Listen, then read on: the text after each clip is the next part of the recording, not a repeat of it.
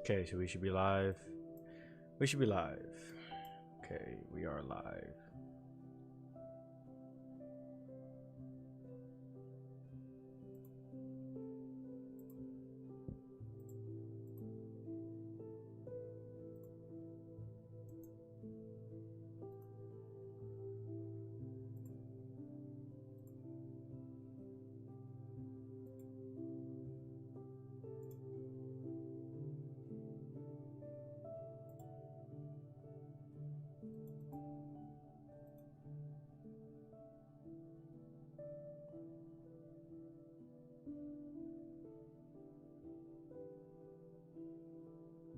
All right.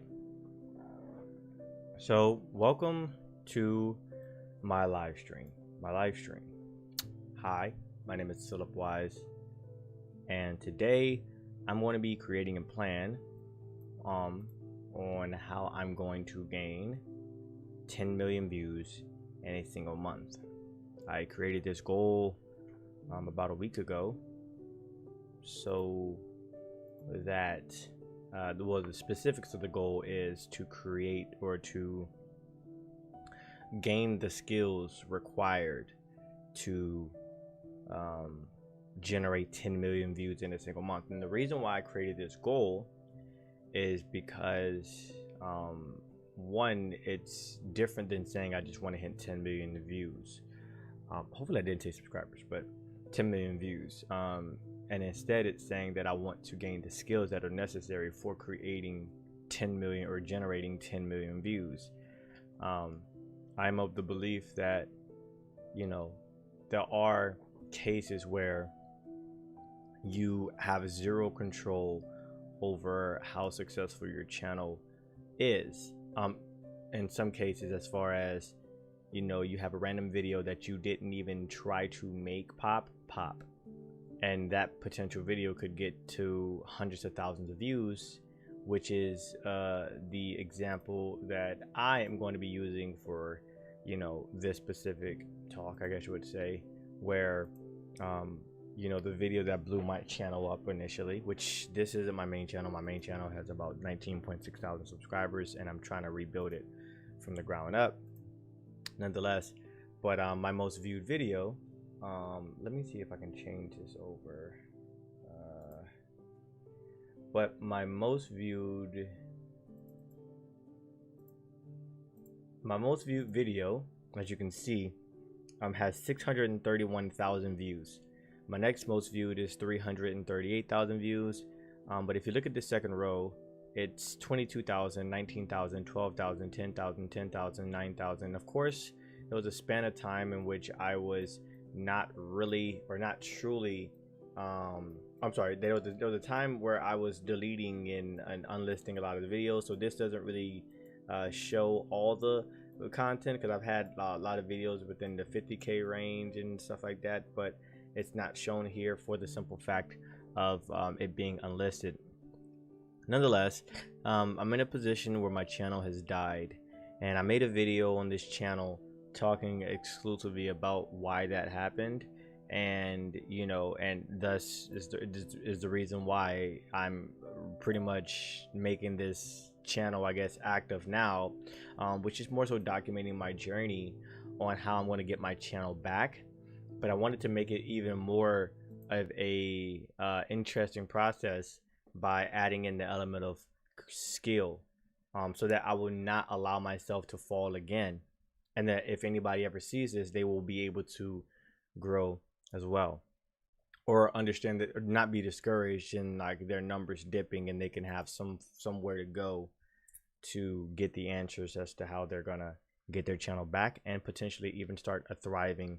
And I do believe the hope, and my goal hopefully is to obviously see as well how transferable this knowledge is to different areas in life. So I don't want it to be super exclusive to YouTube, and I want it to be something that I can use in different areas in my life, or sorry, in business even, and stuff like that, which I feel like I need to change my mindset to business mindset as well. Sorry for the rambling, but that's just what it is. And I do want you all to understand as well that when I talk, I typically talk to myself as if I'm teaching myself, so that I can try to get a level of understanding about it. That's why when I say certain things, I'm going to be saying it as if I know it, but it's just so that I'm trying to say it so I can kind of get an understanding of it. And I'm probably going to challenge myself quite often on different things that may or may not make all the way sense, to me in some cases. So hopefully you all understand that as well. So let me just grab this, and what we're going to do, we're going to go to Notion. So this is my Notion, and what this is right here is essentially like a little short plan. Before I was kind of jotting down before doing this live stream, and I'm going to be kind of filling this out as we go to try to get a better understanding of how I'm going to go about getting 10 million views in a single month. So this right here so far is what I got, but I'm going to be changing it up a little bit because I want to. So we're actually going to change this, move this over here. There we go. So how to get 10 million views in a month, in 1 month. Right? So yes, so it says my goal is to gain the skills required to generate 10 million views in a month. In this page, I will break down my plan and strategy for getting there. I will be updating this page as I receive new information along the journey. But the most important thing is that I become the man that is okay with where he is on the journey of achievement. And in reality, the journey is not real. I should look at it as more of an experience, being and doing the things I can in the present that will fulfill me. I accept where I am because where I am is all I can be. So I think that's really important for me to kind of say to start off, mainly because when it comes to me, I typically I very often find myself in a mental block, preventing myself from truly enjoying the process because I'm so focused on the end goal. And I know a lot of people say you're not supposed to be focused on the end goal, but I think the reason why most are focused on the end goal is because they don't have perspective to the fact that the end goal does not exist. All the goal is just desiring a concept that is not real just yet. If you don't have a car and you want a car, well, you still don't have a car. Your reality is not that you have a car. The reality in life is that you don't have a car. However, you desire it, and you desire this concept so much so that you kind of work towards that. So essentially you're doing things in the present, and if you're given a future, you then will have an opportunity to get that object in the future, and that is what we call sacrifice, where you do certain things you do certain things in the present for the future, intentionally. And but in that, it's important to know that no matter what, you need to not think too much about, or not think too much or hinder yourself from enjoying the process of getting that thing, mainly because nothing matters more than what you're doing now. And what I mean by that is, if you were to die today, if you don't feel fulfilled about the things that you're doing, then what are you doing? It's one of those situations to where it is a slow and smooth, slow and smooth and smooth as fast type of mentality, where when you take your time and you try to really enjoy the process, it really does make the difference. And typically, me personally, I always think so much about like the end goal and trying to get there as fast as possible that I can't really, I don't feel fulfilled in what I'm doing now. I'm like, okay, well, what's next? I didn't even take time to enjoy the video process of me talking about a particular topic.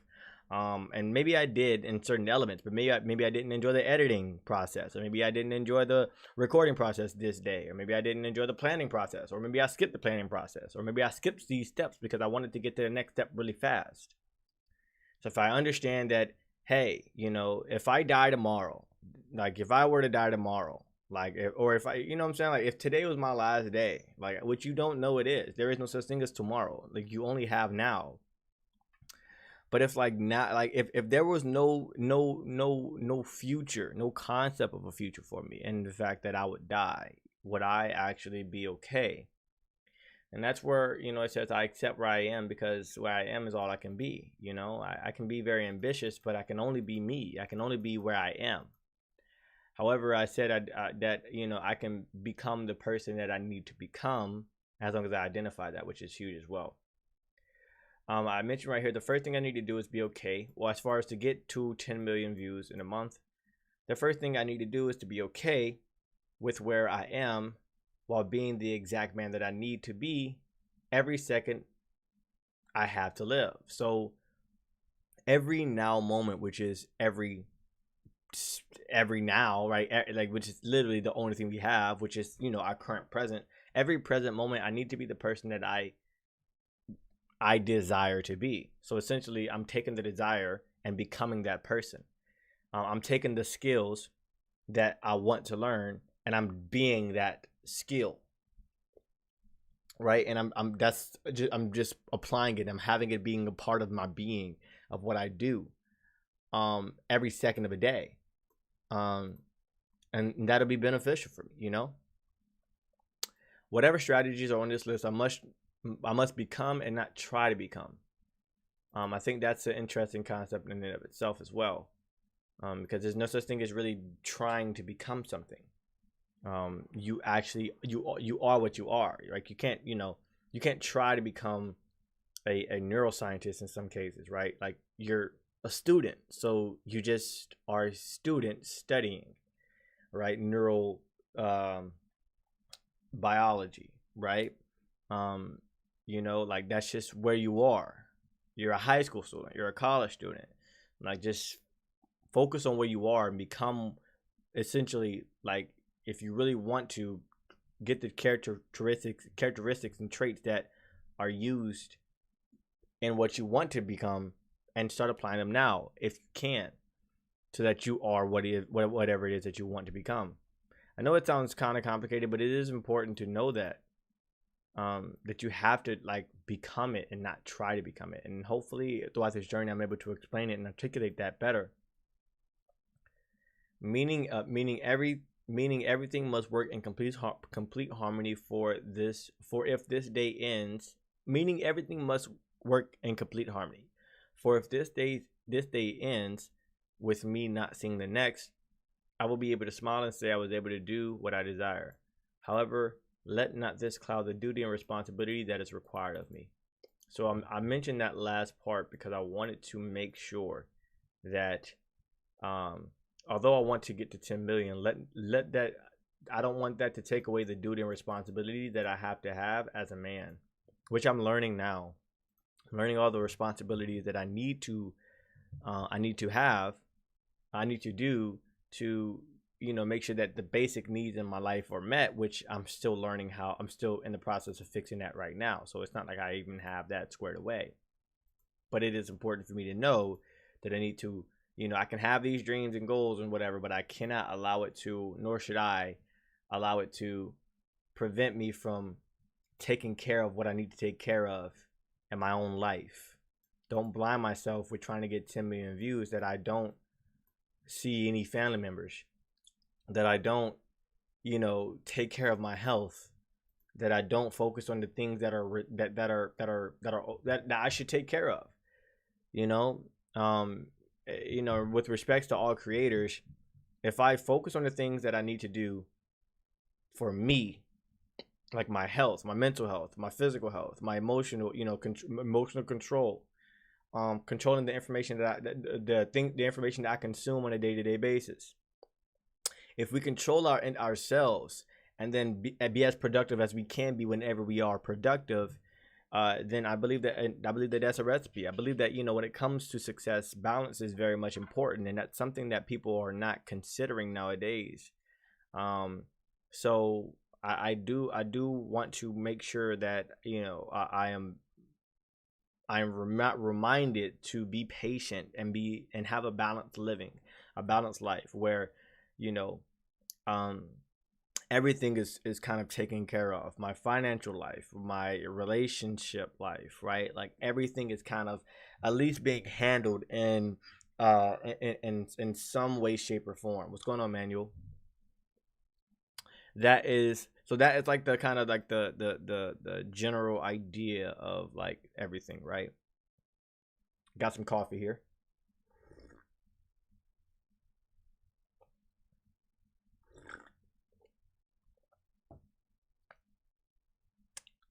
Got some coffee here. Um, I know I have the music in the background, so hopefully that's playing well.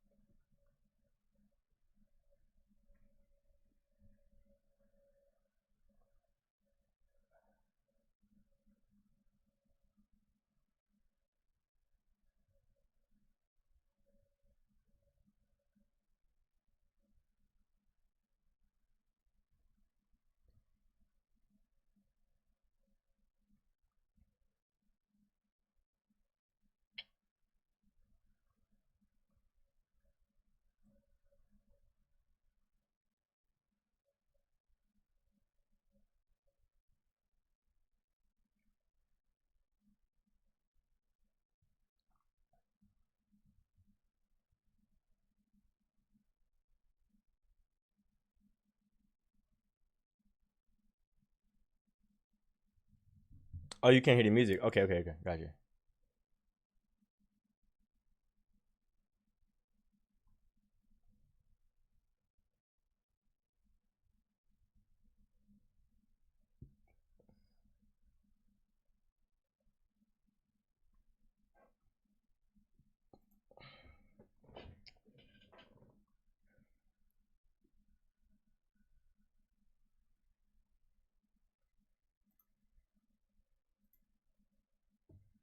Okay. Being with your mom helped you get some of these thoughts straight? Well, I'm not with my mom. I live with a friend's mom. Um, and I think I was just met with opportunity to get information. Uh I seek out a lot of information, and sometimes I don't apply it. And you know, when I seek it out, I typically sometimes it really soaks into my brain, but it's just more so the application of that that I haven't been able to execute. So I know that so it's because I was in positions to where I sought information that I went to get information. As far as this was a part of that process. Since I could remember, I would probably say since around 2015, 2016, I've been on the journey of like trying to find out how to become my best version. And some of these concepts are really difficult to understand for me because they're like, it's in some cases it's oxymoronic. I wouldn't say oxymoronic, but it's like kind of like two sides, two sides of the coin, where people would say hustle culture, work hard, drive hard, that's the only way you can succeed. And some people would say, well, doesn't matter. Like, does it matter to succeed? Like, is your goal to succeed, or is your goal to be happy or be healthy? XYZ. So that's kind of where we are. Oh, I know, but I didn't. Oh wait, but didn't you went to your mom for her birthday? That was what I was referring. Yeah, I went to my mom's for her birthday. Um, I wouldn't say being with her. Well, actually, I would say that. Yes, yes. I mean, it wasn't being with her that got these thoughts straight. So let me get that. Let me kind of say that it wasn't being with her that got these thoughts straight, but it was I was there, and I kind of got ideas and thoughts on how I could, leverage the information that I do know, and to benefit me for the future. And I actually tried it with growing my channel. If you look at my video, I tried the thing that I was doing, right? Like right here. So the thing that I need to focus, obviously the things that I was saying I need to focus on are my formatting. So how I make my videos, right? How I format my videos, like the beginning, middle, and end, how it's like what the formula, how I'm gonna like go about talking in the videos, how I'm gonna explain information, all that stuff. I tried that process my last 3 videos. Well, I'm lying. My last 2 videos, 2 of my last 3 videos. So this video and this video. So the information that I kind of like, or the ideas, not the information, but the ideas that I kind of created from all the information that I've already received. I've got this idea when I was at my mom's, in Georgia, whatever, for her birthday, and I implemented them in these 2 videos. And this video was a video that I made like a couple weeks ago that I just edited down and then try to, whatever. I didn't like this video edited, how it's edited. But the things that I needed to focus on were the topic, obviously, of course. I think like that's probably, the most important. Those are the most important things that I needed to focus on. And then formatting the video in a way that keeps people to stay longer. And when I did it the first time, obviously, the reason why it wasn't going crazy, in my opinion, is because probably because of timing, because this video didn't come out until late, and then also the title of the video wasn't enticing, so I changed it just now. I changed it today. The thumbnail wasn't, the thumbnail, I don't think the thumbnail is as good as it needs to be, in my opinion, so I might just change the thumbnail probably tomorrow. But I changed the type of the style of video it is, so that it doesn't seem like it's evergreen. So I'm sorry, so it doesn't seem like it's trending, so it doesn't seem like it's a chapter review. So if you read the title, you wouldn't think that it's a chapter review. If I Stain Secrets Plan to Save All Might, you wouldn't think inherently that, oh, that's a chapter review, right? And instead, you'll probably think that that's a oh, this is a theory. This is Stain's plan to save All Might, but it's a chapter review, right? Horikoshi's secret plan to break our hearts, right? That's a chapter review. But when you go into it, like when you see the title, when you see the thumbnail, you know that it's connected to the chapter review, to the chapter. So I'm talking about the chapter, but even in the video, I don't talk as if it's a chapter review. I format it in a completely different way. These are like, these are the things that I kind of caught on to when I was watching a couple of YouTubers and studying their channels. So now, with that information, now with this video out, okay, so I started off the video with a crazy title, Horikoshi's secret plan to break our hearts, and a crazy thumbnail. And what happened? All these videos, these videos right here were like super low, right? I had 2 more videos as well, and they were like maybe 1,000 max, 1,000 views max, 900, whatever. But like this video was a trend-worthy video, right? Where it was like, the thumbnail obviously is popping too, right? The thumbnail is really good. It says "Get well soon," and then the title is Kohei Horikoshi's health. So people who are interested in My Hero Academia are obviously going to okay, well, I need to know what's going on with Kohei Horikoshi's health. So the goal, so like when I kind of stopped there, well, now that means that my channel was dying. The reason why my channel was dying is because I wasn't delivering on a promise that I made to my subscribers. But that doesn't mean that I can't grow my channel, because that video blew up, or it didn't blow up, but it got 5,000 views, which is almost more views than every other video, all my last, 12 videos, so it got 5,300 views, right? So what did that tell me? That tells me that the topic matters, right? And maybe it's not even just a topic, right? Like, think about it. Like, maybe it's not just a topic, right? But what matters probably more than the topic is the title and the thumbnail. Cause like, sure, like, think about it, right? And I tested that idea on this video right here, right? My last video, my chapter review. If the topic is more important than the title and the thumbnail, well, it's like, okay, if I would have just had the same topic of My Hero Academia, but I changed the title to like, you know, Deku's finally back, you know, All Might, Deku's conversation, blah blah blah. Not too many people would click on that video, even though they knew that it was the exact same type of video as this video. Right?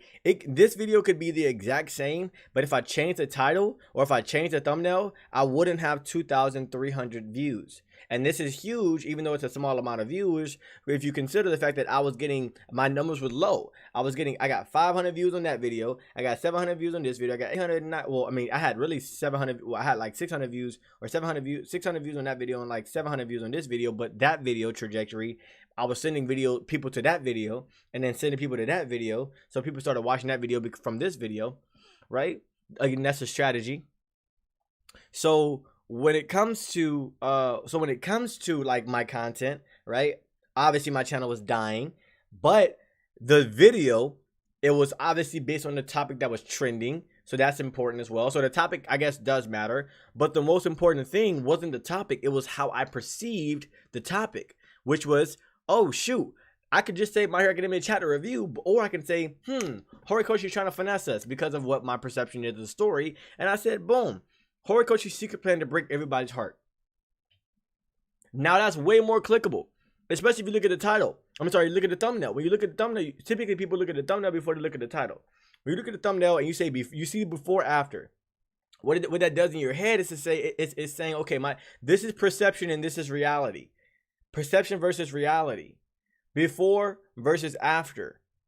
That's what that's saying. It's like, okay, well, when you look at the picture, it says, okay, you got a calm, calm, relaxing, cool, chill. Deku was like, he's back, he's wholesome. But this video, this picture, it literally flipped out on his head, and Deku was going berserk, right? That's how I looked at this. Now, of course, the thumbnail could have been better. I don't know how it could have been better, but it could always be better. Right, but I don't make art. I can't draw it myself. So I'm being that this is like a paid artist, then it's completely different, right? I can only control what I can control, right? So like that's the mindset that people have. Okay, they see this before, after, before, after, right? Before, after, and they see a wholesome Deku, and then they see a berserk Deku, and they see Kachan and Gran Torino dying in his arms, and then they're like, oh shoot, what the freak? And then you see Horikoshi's secret plan to break your hearts, and you're like, wait, what? I gotta click on this video, and it's connected to the chapter because this picture right here is connected to the chapter, so you know that it's so to the people who just read the chapter, they know that, oh shoot, Wyze is definitely talking about My Hero Academia chapter 327, because this picture is the last panel. Oh, it's one of the last panels on the second to last page of My Hero Academia chapter 327. So they know that. So it's context clues. So it's and what it pretty much is doing. What it pretty much tells me is that I need to show and not tell. I need to show people what's going on and not tell them what's going on. Right? Because when you show people what's going on rather than telling people, when you show people, people are more interested in what you're showing them, taking them through the journey rather than telling them the journey. Right? So like, it's kind of like when you tell a story. It's like, for example, it's like if I say, like, if you have a title that says something like this is why titles that are like, why Deku will kill All Might. Like, yes, that sounds crazy, right? This is why titles like why Deku will kill All Might, that sounds crazy. But if I say Deku killed All Might, and I have a thumbnail that says, has Deku killing All Might, then like you're way more like it's kind of like this, right? Let's say we have the same thumbnail like of Deku killing All Might. Let's say, I'm not saying this is whatever, but let's just say we have a thumbnail of Deku killing All Might, right? Let's say the title was two different titles. You have why Deku didn't kill All Might, and then you said Deku killed All Might. Although both the titles kind of promotes an interesting topic, when you hear Deku killed All Might, that is a statement. That means that somebody has to say that means that somebody then is saying, well, how did Deku kill All Might? Now when you have somebody who's proposing a question, then you have to deliver on an answer, which makes them more enticed to click on the video. Rather than if you propose a question, then you're giving the opportunity for somebody else to give the answer, like to give an option for an answer. So if you say why Deku killed All Might, somebody can say, I don't think Deku killed All Might. That's like, I don't think that's the case.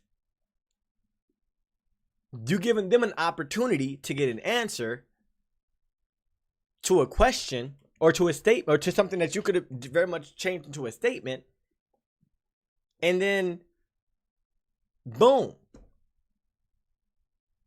you got less views, or not even less views, like you have less click-through rate. Now again, both of those videos in my opinion would be good.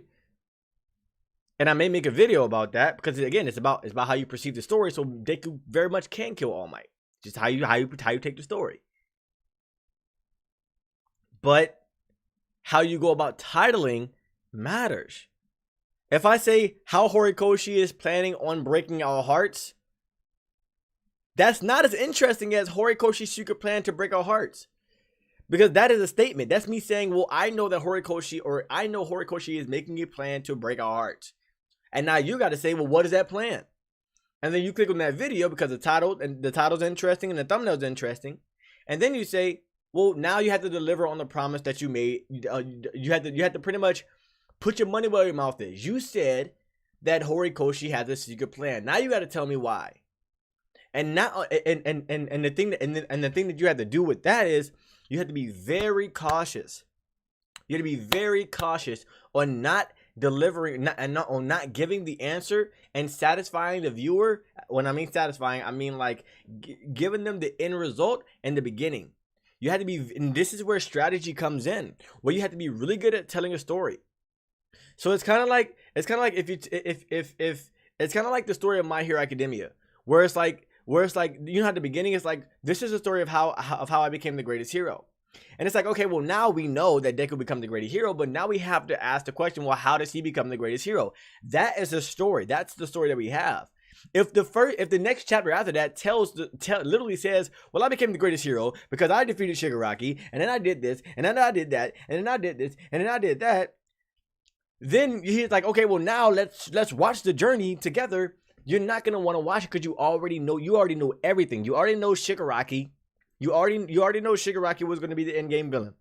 You already know that he had to defeat Shigaraki. You know how he defeated him.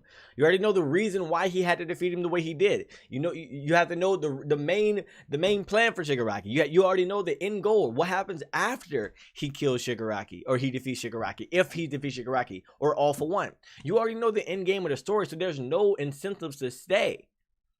So, but instead, Horikoshi says, or not Horikoshi, but Horikoshi and all other mangakas that are, you know, popular, they say, they kind of give you a tease as to what you're going to get, and then they take you along the journey.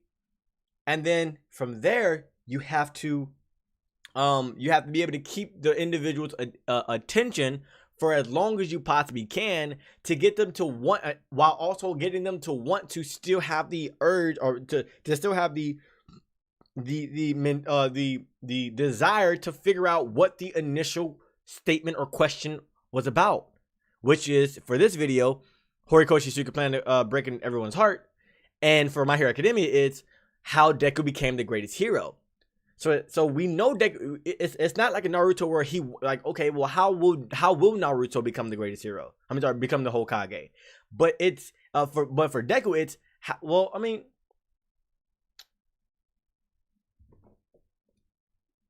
maybe it's the same, but it's just different perspective, right? So it's like for Naruto, right? He wants to become the Hokage. So you're like, you're going throughout the journey, seeing if he's going to accomplish his goal. For Deku, you know he's going to accomplish his goal, but now you have to see how he's going to go about accomplishing it, right? Those are two different perspectives. Those are two different perspectives that kind of shift your mindset completely about how you look at the series completely, which is the same for titling your videos. If you change the concept, you can change the entire concept of the video, or you can change the entire philosophy or not philosophy, but to take the entire mindset of the viewer by just changing it to, by changing changing one or two words. So from saying, you know, I want to become the greatest hero, or this is how I became the greatest hero. Those are at the end of the series, we're going to see if he becomes the greatest hero, which more likely than not he is, because he's the main character. But one is he became the greatest hero. I wonder how he did that. And the other one is he became the greatest hero. I want to see how he does it, or I want to go along the journey with him. I want to experience his journey to becoming, you know, to see if he can actually become the number one hero. Those are two different concepts, right? Or the greatest hero. Two different concepts, but one is a little bit more interesting than the other. One is more interesting than the other, right? And it just depends on the type of person you are and how you can formulate, or you can, you know, you can formulate your content for that. Because some people like knowing the end, enjoying the journey, and some people don't like knowing the end. I remember, you know, because again, in the beginning of My Hero Academia, everyone was like, "Oh man, this is the story how Deku became the greatest hero." So a lot of people like that, and a lot of people didn't. But you have to focus on the demographic of people who likes what it is that you are interested in, or how you view your content. Again, you can say how or why, or you know, like you can change this up, but that's, you know, but it's working though. Notice how, like, just notice. Like, notice, wow, Ochako is changing everything. Yes, that this video, sure, right? Like, this is how I was like how I was doing formatting the videos in the first place, right? This is Ochako's world. Nezu for UA Trader. Like, that's not as interesting. That's not as interesting as if I made a statement. Like, if I made a statement that says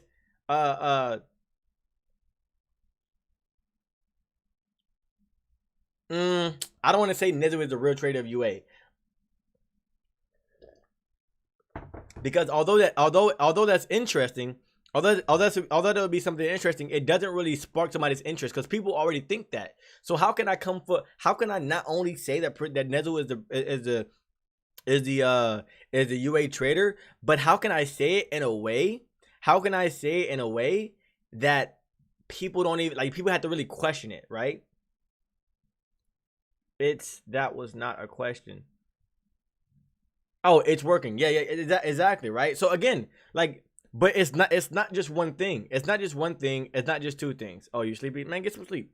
It's not just one thing. It's not just two things. It's everything working together. So like, this video wouldn't be as good if the video, if I didn't explain the content the way that I did.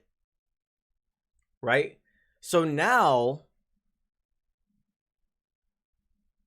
how was your last video in terms of retention? I don't know if it updated, but let's check it.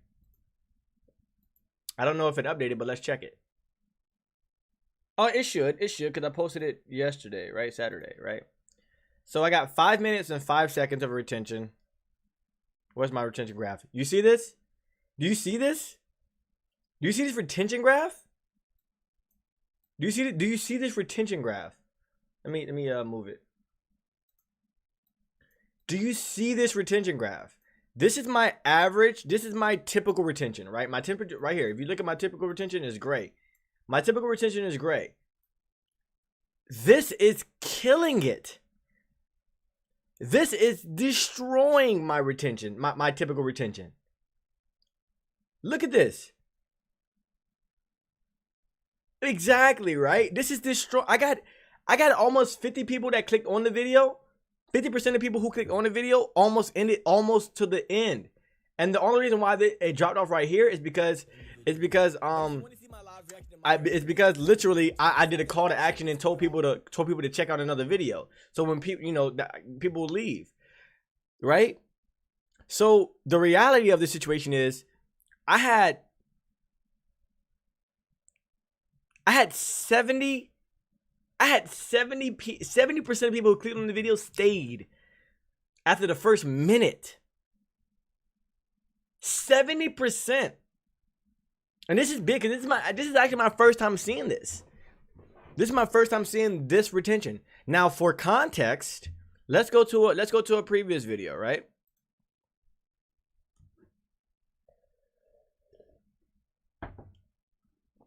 Not one of these videos, because these videos are like whatever, right? So let's go to when my channel was actually booming.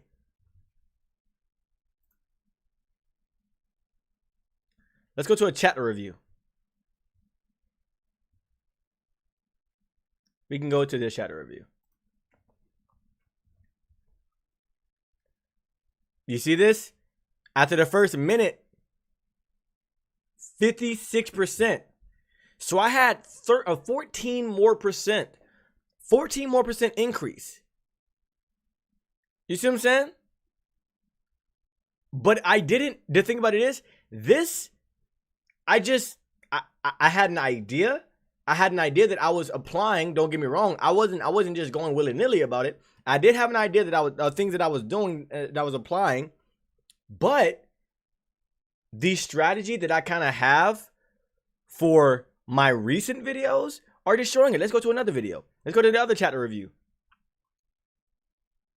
Look at this, going downhill, downhill, downhill. And look at the title of the video. Look at the thumbnail of the video. Okay, the thumbnail of the video tells you that this is, you have to, okay, the thumbnail of this video tells you what? That the video is about Deku probably and All Might. Chapter 317. The title of this video, what does the title tell you? Deku is losing his mind. That's very ambiguous. Very ambiguous. But no, My Hero Academia chapter 317, so you know it's a chapter review. But it's very ambiguous. You don't really, like, there's no statement that I'm making. There's nothing interesting. There's nothing that'll make you click, minus the fact that this is a chapter review and you want to see my thoughts. But the thumbnail, again, the thumbnail isn't bad. Don't get me wrong. The thumbnail is very simple and it tells you, it tells the people who needs to know what it is. But it doesn't really entice you to click. It doesn't make you want to say like, I gotta watch this video. It doesn't. It doesn't make you do that. And that's and now you have to ask the question. It's like, well, how do I get that? How do I get that? How do I get people to want to watch my videos? Right here, Ochako's love will save Deku. Ochako's love will save Deku. You can't look at this thumbnail and not say that this is like the title. That thumbnail is that, okay, you're like, okay, that thumbnail is what it is, right?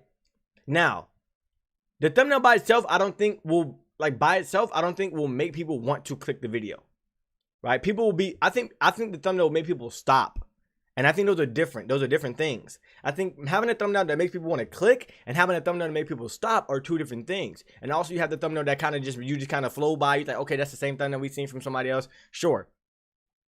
But having a thumbnail that makes people want to click, it's different than having a thumbnail that makes people want to, that makes people stop. I think this is a thumbnail that makes people want to stop. I may be wrong, but I think that when you stop, you have to read the title. And the title will make you want to click because it connects to the thumbnail. And if you look at my retention on this video, although it is considerably whatever, but look, it's high as well. But it's right above. It's close to above. I'm sorry. It is above my typical retention, but only slightly, right? And the reason why I was trying different things. I was trying different setups. I was trying different things, right? But what I need to do now is I need to compare all these videos to this video here.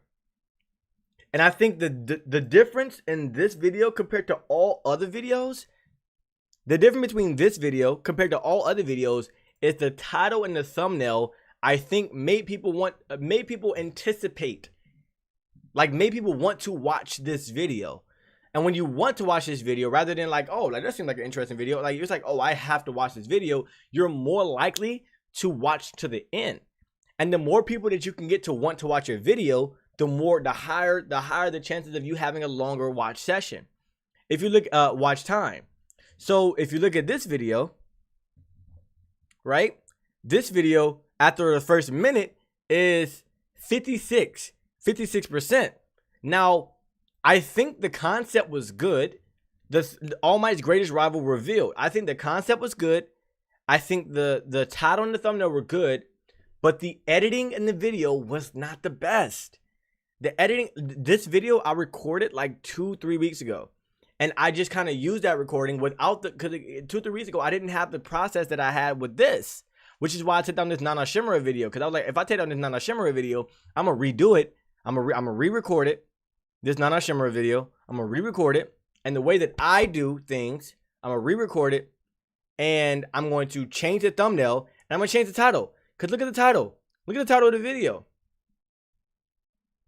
Top 10 Hero, Discovering Nana Shimura's Actual Hero Rank. That's not a good title. Let's keep it a buck. I mean, well, it's not that it's not a good title, but it's not a title that'll make you click. Top 10 Hero, Discovering Nana Shimura's Actual Hero Rank. That's not a title that'll be like, you have to figure out Nana Shimura's hero rank. Right, and the thumbnail doesn't kind of make it, doesn't connect to it either. It's just a picture of Nana Shimura. So now I have to come up with a concept for the thumbnail. I have to come up with a concept for the title, and that's it.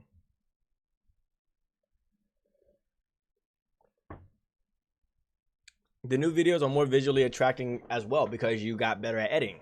Yes, I've always been a good editor. Don't get me wrong, but it's how I edit. It's like it's a type of content that kind of it's a content that I have to edit a certain type of way that it will look like that. Cause it wasn't just the edit, it was the music, the sound effects, like everything was just like, yes, the tempo, the pacing. It was everything. I wouldn't say everything was perfect because it wasn't, but everything was better. Everything was really good. The music was good. The tempo was good. The pacing was good. All I have to do now is I have to clean up some of the things that I need to clean up on. I have to my pacing. I need to make sure that I I need to make sure I structure even more so of what I'm going to say so that people can stay for longer. Because my goal is to get 70% audience retention, right? If I can get a 70% audience retention on my video, that video most likely has a higher chance of growing. I need 14 more percent, so that I'm 14.4%. I'm pretty sure it's 13.4. Yeah, I'm 13.4% off from getting from being able to see what type of benefits I would get for having a really good video. I'm not saying this video is bad, because obviously it's over 50% of people that clicked on the video watched it all the way to the end. It's not bad at all. That's actually really good, right? It dropped under 50 at 8 minutes, which is ridiculous, right? And it's killing my typical retention. So that means I'm doing something right in this video. I need to analyze this video and use the formula in this video for almost all my other videos so that I can at least see if I can get 56%. But the thing that I need to understand is that it's not just the video. It's the topic, and it's the title and the thumbnail. And the concept, the perception of the topic that makes things, the concept of the video. That's what I'm saying. It's the concept of the video. And then when you click onto the video, that's when it's like, okay, well, now the formatting of my video, how I go about formatting my videos, definitely will benefit that, right? So what's my top moment? My top moment is my entire video. Come the freak on. My top moment is my entire video. Come on. I've never had that before. My top moment is the entire video. YouTube is telling me that this video obviously is the best, obviously not the best performing video by numbers, because I have 600 video with 600,000 views, but relative to individual like performance and retention, this is the best video that I've ever made. The best video, and the entire video, it says the entire video is my top moment. That's craziness. That is craziness. Uploading before other YouTubers may help. I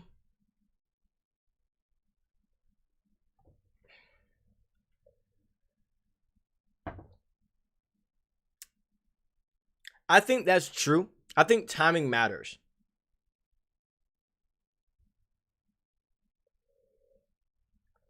But I don't think that you should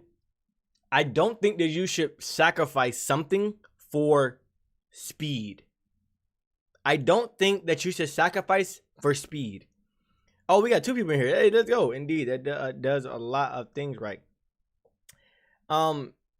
It indeed does a lot of things right. Yeah, I don't know why I said it wrong. I don't think you should sacrifice things for speed. And that's not my plan anymore. I don't like.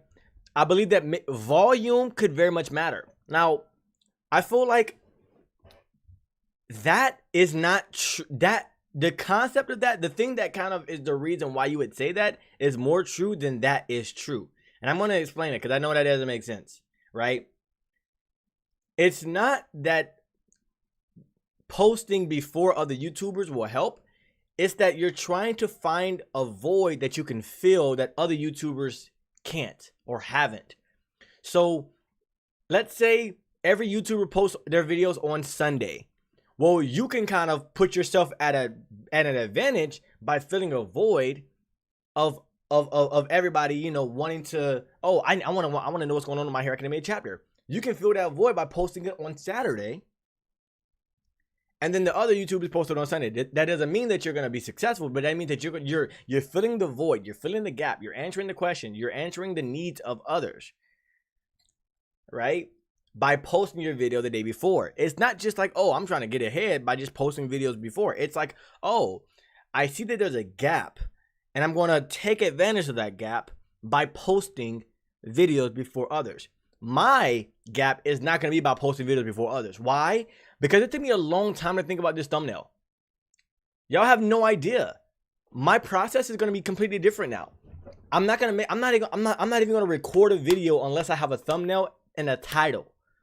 I'm not even going to record a video at all. Like, I'm not going to record it. I was supposed to post a video today, but I was tired because I was up since well, I didn't get any sleep last night, really, because I was up literally all night, and then I had to move help one of my mentors move into his house, and I was there since 5, so I haven't been up, or I've been up since 3.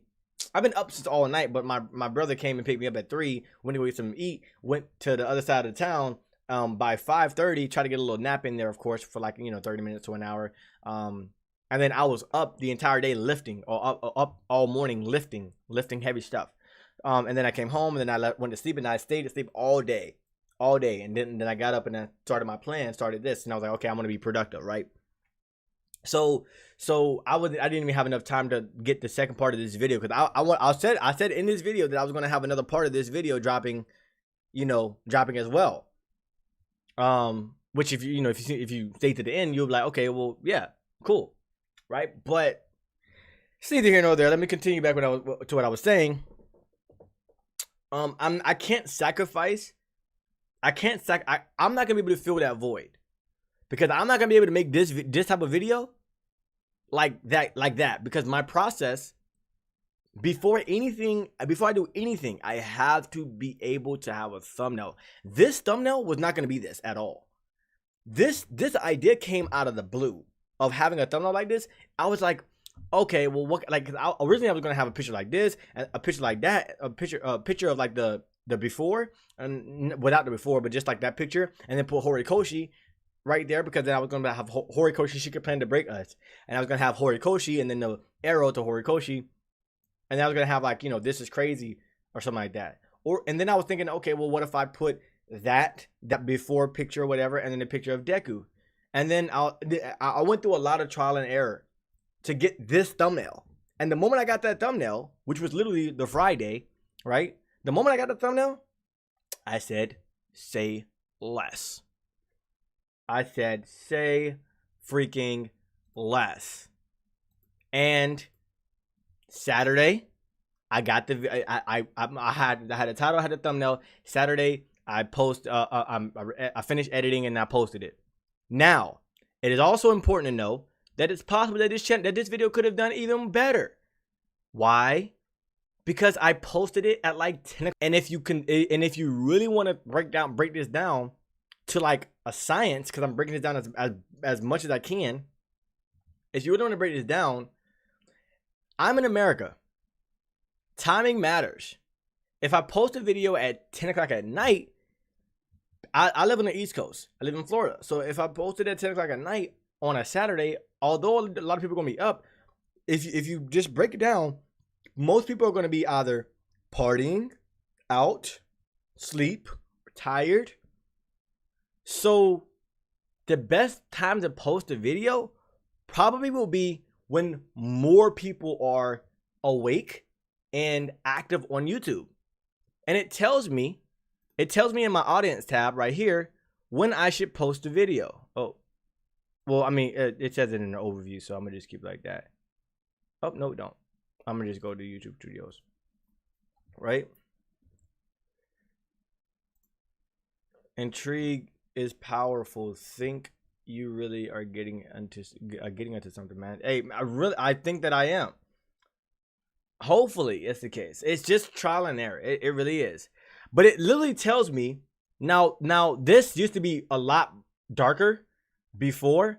The reason why it isn't now, like for example, I don't know if it'll show it, but like let's go to July. This was obviously a little darker, right? Oh, it didn't change it. But this is darker because it's going off of last 28.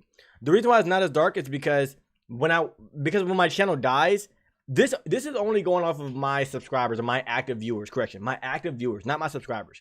So my active viewers are active, you know, in the spots where it's the most dark. The more active viewers I have, the more this is kind of, you know, is darker, right? Because if I have you know a way more, right? It's 2 o'clock there, 2 a.m. there. It's 1:23 here. So yeah, the more active viewers I have, the more darker it is, because the more active viewers I have, the more obviously, you know, there's more areas or places in the world where people are watching my content, right? It's not like everybody that's watching my content are only on the East Coast, right? So if you consider the fact that it was a point in time where I used to post all my videos super late, around like 8-9 o'clock p.m. and all this right here, from here down, this was dark, right? And then all this was a little bit, you know, lighter, whatever, all that stuff. Then I started shifting my content to posting more in the day, and then that's where it's like, okay, well, 10 o'clock it started getting a little dark. And then now, you know, because my viewers have like dropped drastically because of, you know, I stopped posting and my channel started to dying, and I started making content that my viewers wasn't coming for. Now I'm only the people who are rocking with my content. That's what this indicates. So had I posted this video at 10 o'clock, right before, or let's say 11 o'clock, let's say 11 o'clock, right? Or I would say 10 o'clock, because this is right before the storm, right? But I'm gonna say 11 o'clock actually, right? How'd I post this video at 11 o'clock where everybody, when all my subscribers were on a Saturday, right? Saturday, 11 o'clock or 10 o'clock right here, 10 o'clock p.m. It's dark. Had I posted this video there, this video probably would have jumped. Like, it probably would have had like 5,000 to 6,000 views. But I didn't. Instead, I posted it at like 10 o'clock, which isn't bad because it's still dark, but it's not peak. It's not when the max viewers that watch my channel are online. Do you see what I'm saying? There's so much more strategy. It's your thumbnail has to be good. Your title has to be good. The video itself has to be good. The concept has to be good, right? And then you have the formatting of how you go about explaining this concept and delivering on the promise that you had in your thumbnail and title has to be good, and keep your audience. And then timing. So if I were to attribute why this video didn't do better than what it did, and again, I could be wrong. I'm open to the possibility that I'm wrong, but this is how you view it, right? So let's break it down. The title, I believe the title is, the title and the thumbnail, I believe that the thumbnail is really good. I believe that, again, maybe I'm wrong, but I believe that the thumbnail is really good. I believe that the title is really good. It makes people want to stop, right? And you can very much tell based off of again, like, the reach. I got 19,000 impressions. I got 7.2 click-through rate, right? So with that being said, that tells me that, okay, well, this is obviously higher than my click-through rate that I've been having on all my other videos. This video is essentially better, right? Click-through rate essentially means how many clicks somebody, the percentage of clicks that people have.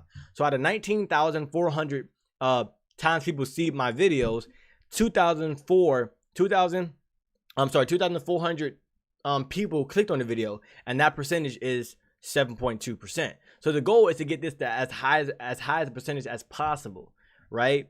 So what this tells me is that, okay, my title and thumbnail were better than all the title and thumbnails that I had before. So at minimum, I should be making title and thumbnails that are equivalent to this, not the same style of thumbnail. So not before or after, unless it applies, right? So not before or after, but the concept, the principles that I had for this thumbnail, I need to make sure I have it written down, like, so that I can go back and reference that principle, those ideas as to, like, why I made this thumbnail, and then use that for other thumbnails, because that obviously help when it comes to my click-through rate, my impressions, my views. Same thing with my titles. So it's not copying the titles, it's asking yourself, well, why did I make this title this way? And when you ask yourself why you make this title this way and actually come up with a conclusion, with an answer, right? Then you can put your titles in the future. You can put those through a series of tests that you have to, a series of questions that if you do not answer, that if the answers to those questions are not connected or in line with the concepts that you had in your and this video's titles, then I'm not going to be able to see, or I shouldn't be able to reap the benefits from this video's title style, right? And thumbnail style. So pretty much I need to create a process that's similar. Like I need to find the plan, find the system that I use for this thumbnail and this title, right? So, but going back to the little checklist, if I were to say the thumbnail is really good, the title is really good as well, the video, based off of just fact, not me saying, oh, but whatever, this is a fact. This video is performing better than any video I've ever done, period, point blank. My top moment is the entire video. So what that tells me is that I need this video is this video is good. Whatever this video did, I need to do it again. I need to do it again, right? So the title is good. The title is solid. The thumbnail, the title brought more click. The title and thumbnails brought more click-through rates. So I can use the title and the title and thumbnails to I think this has the same principle as making a thesis and then elaborating on it. Yep, there we go. Right? You use this title and thumbnail. I'm going to use this title and thumbnail as reference to my other videos in the future. Right? The video formatting, this audience retention graph. This tells me that I need to, whatever I did in this video, I need to study the freak out of this video, break it down into how and break it down to the simplest of terms, and then use that system for every video that I ever do. Period, point blank, end of discussion.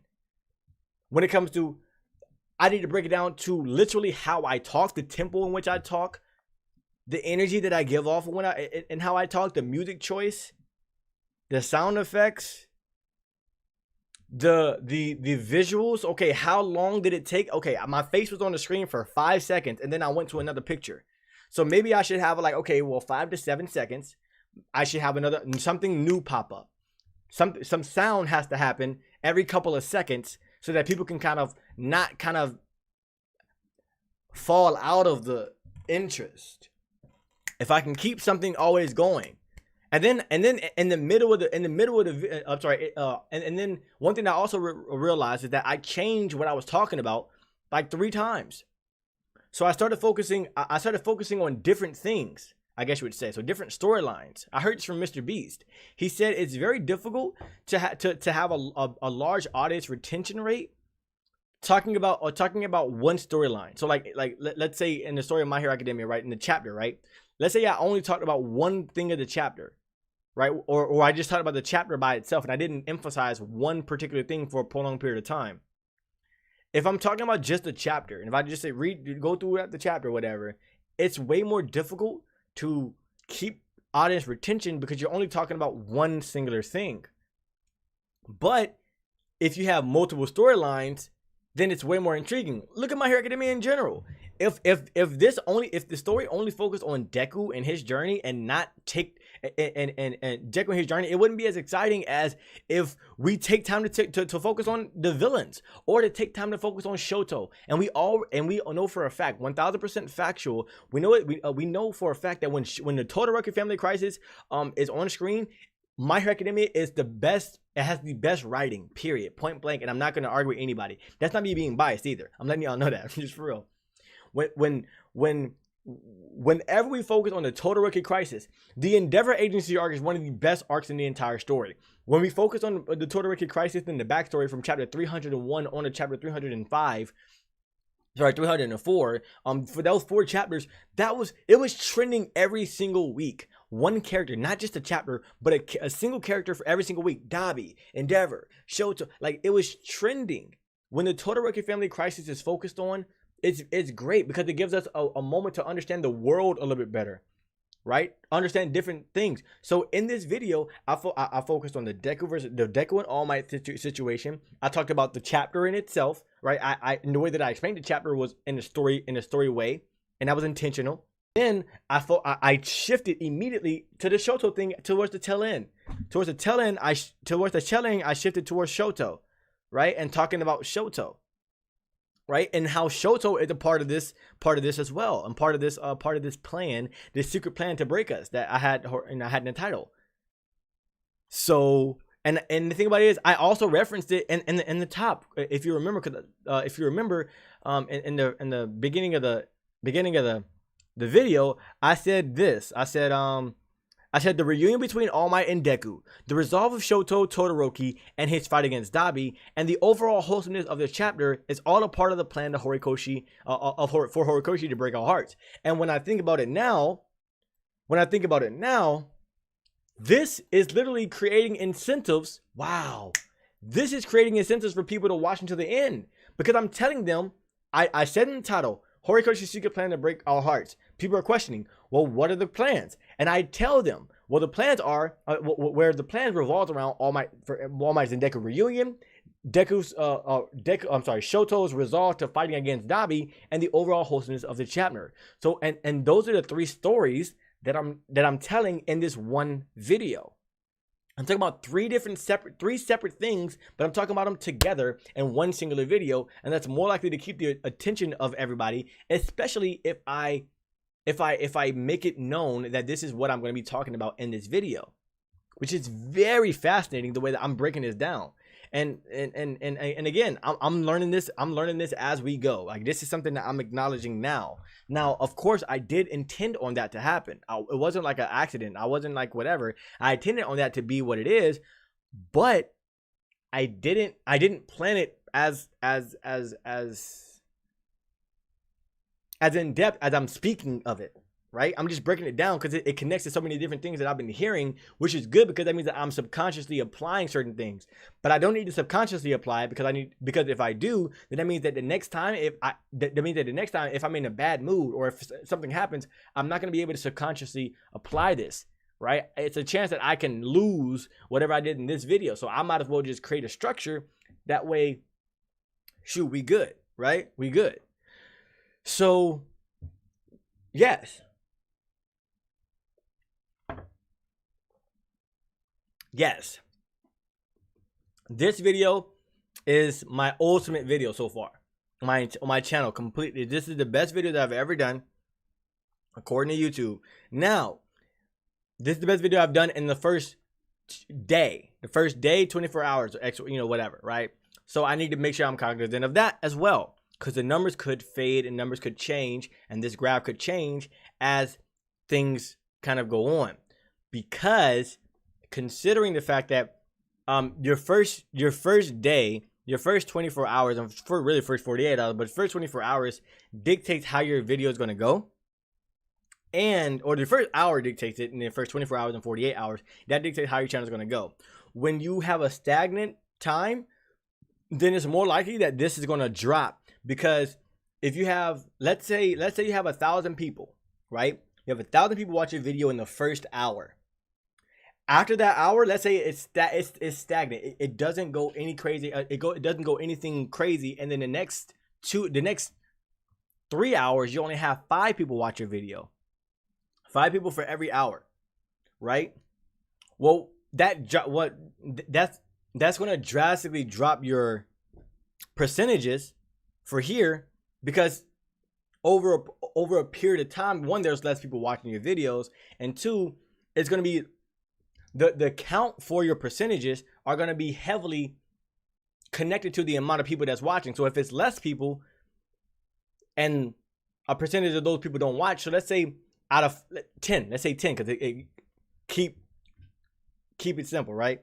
If 1,000 people watch, right, and from there you get an average view duration of 56% for the first hour, and then the next 4 hours, next 5 hours, 10 people watch every single hour, right? Out of that 1,000, it's way more likely, or you have way more leeway of having a higher percentage, or the effect of an individual person doesn't drop your count or your percentage that much. Whereas if you have 10 people, one person clicking off is a huge drop off in your retention. So I'm gonna use this example because it's probably the easiest way of doing it. And I know this sounds crazy, but like, let's say death, right? If you have 100 people and 10% of 100 people like die, right? For something, they died. 10% of 100 people die. That's 10 people, but you still have 90 more people alive, right? Well, let's say you have 10 people, right? You have 10 people, which is considerably less, 10% less actually. You have 90%, right? I have no idea, that math. It's 10% of 100, right? Yeah. So you have 10 people. 10 people out of 10 people, one person, 10% of that died.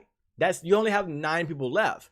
So the effect is more drastic when you have less amount, because you have less amounts. So that's why, and this is a little tip when it comes to stats and stuff like that. That's why it is important, you know what I'm saying, like, to put that in context. It's like, okay, well, this group of people is being treated like this from this group of people, but you have to consider the fact that, well, if this is like if there's 200 more times, from this group of people, then of course they're going to be treated differently because it's 200 times. But it's neither here nor there, right? We're likely that the next couple of days, because it's going to be a smaller amount of viewers, it's going to be able to affect my channel or affect the video more, right? Meaning that this retention graph, if one person out of 10 were to not watch, it's dipping, boom. Or were to watch until a certain point and drop off, this is going to dip way harder than if one person out of 1,000 drops off, right? And I hope that was probably the most complex way of explaining that. Very much so. Very much so. But it's cool because, dude, I mean, it be what it be. You know what I'm saying? So yes, the first thing that I'm going to be doing to get to 100 million. I'm sorry, 100 million. The first thing that I'm going to do when it comes to getting 100 million, 10 million views in a single month, right? Obviously, I explained, my goal, because I have my goal plan right here, right? Move this down. And my goal plan right here. It's all right here, written out. And this is how I'm going to get to 100 to 10 million views in 1 month, right? My goal is obviously to gain the skills required to generate 10 million views. It's not just to get 10 million views. That's the thing that I do want to make sure it's clear. It's not to get 10 million views in a single month. It's to have the skills so I can replicate that. I can do it over and over and over and over and over, and I know exactly what I did to do it, right? And how I'm going to do that, obviously, I'm going to write some stuff down right now, right? And I'm going to write some stuff down right now. So, actually, what I'm going to do is I'm going to turn this into a toggle, and we're going to close that up. So what I'm going to do is I'm going to write out all the different things that I would essentially have to do, right? Or have to focus on to actually achieve this goal. Like when it comes to planning, that's what that's my process. So that's the process I'm going to be going with, right?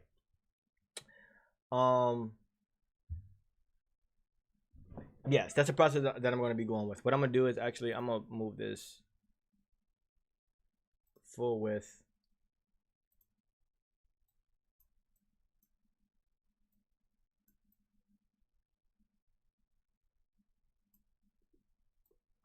Yeah, there we go.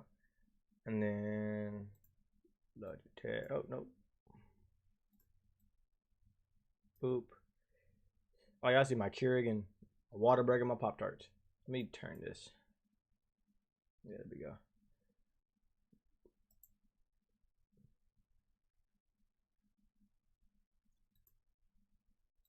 Okay.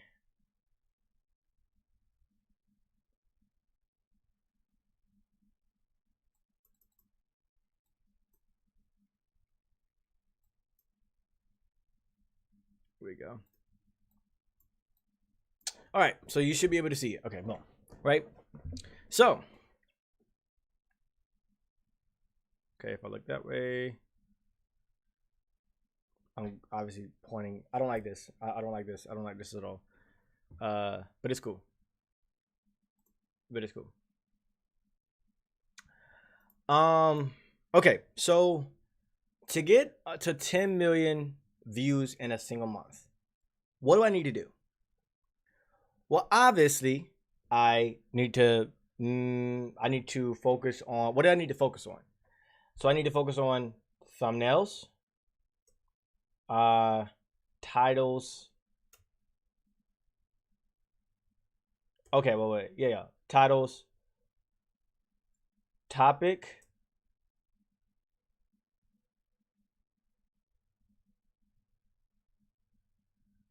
the topic of the video, topic / concepts, right? So the concepts are the topic of the video. I need to also focus on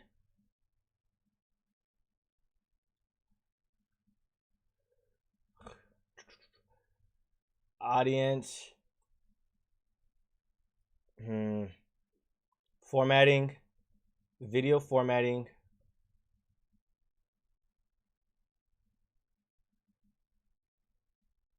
I'm gonna just put YouTube analytics.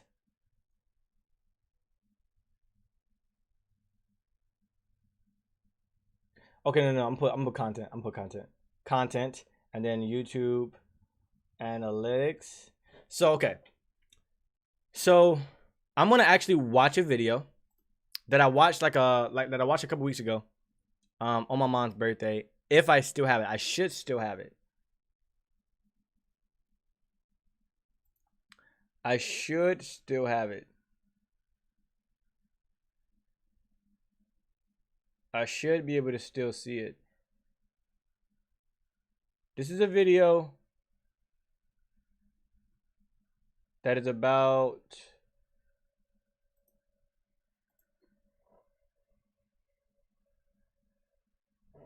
this is a video from my YouTuber dream.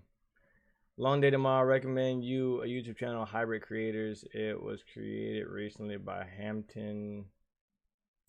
Oh, that dude, Hampton. Hampton is a really chill dude. Really chill dude. I'm gonna check it out. Take care though. I appreciate you for coming through. Appreciate you for asking questions and stuff like that as well.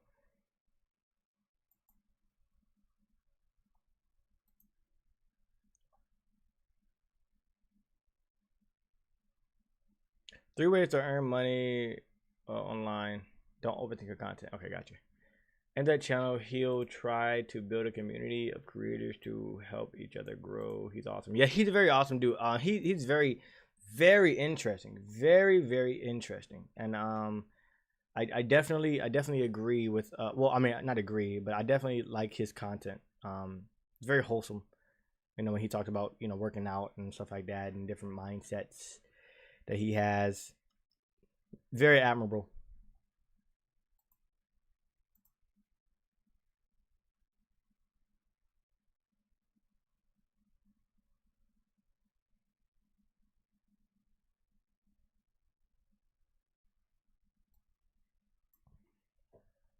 But I do appreciate you for that.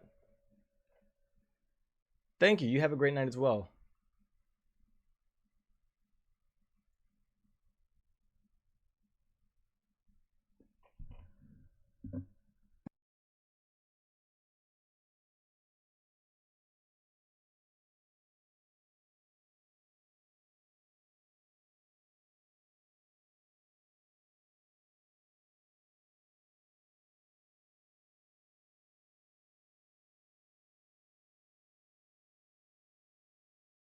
In this video, I analyze why Dream got so popular and show you how you can use this knowledge to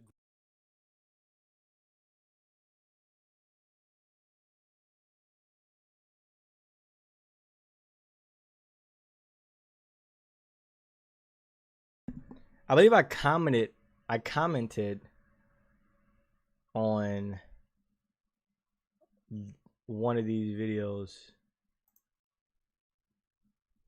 It took me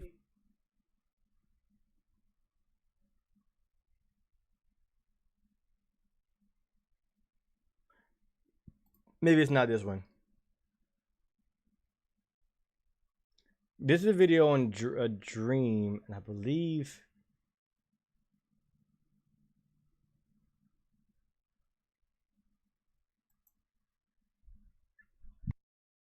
In this video, I analyze why Dream got so popular.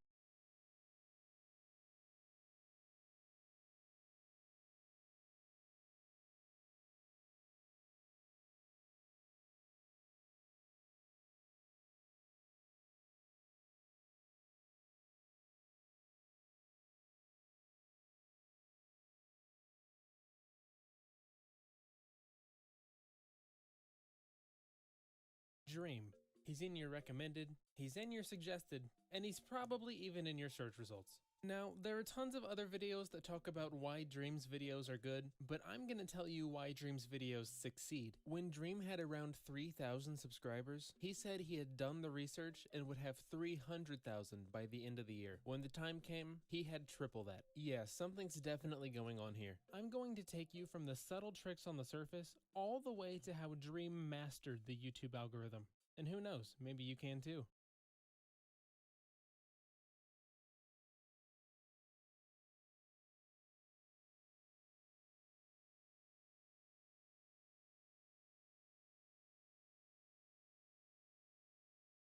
He uses the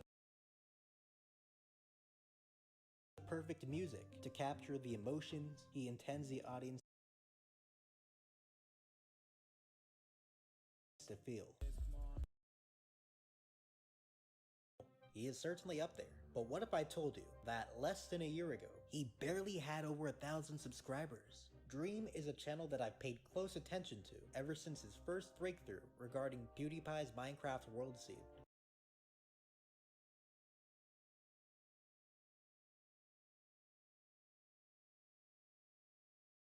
I'm trying to find which video it was, but I forget which video it was.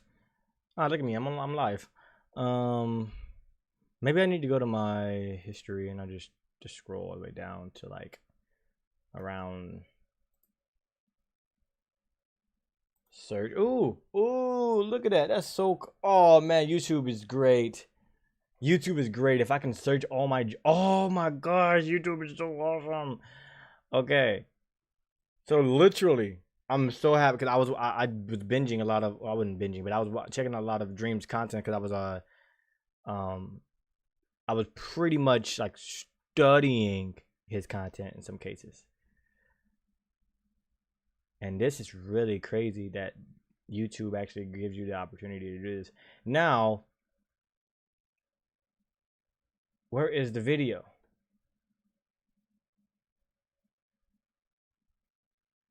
Oh, maybe it's because it's the YouTuber.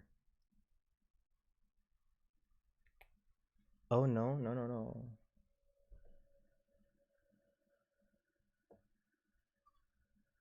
Dream. Oh man.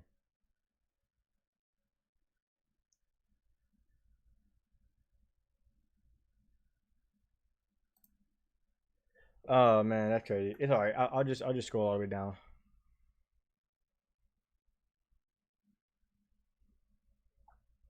Oh, right here. It should be right here. There we go.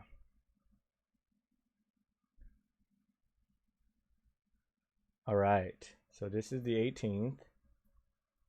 This is the 18th.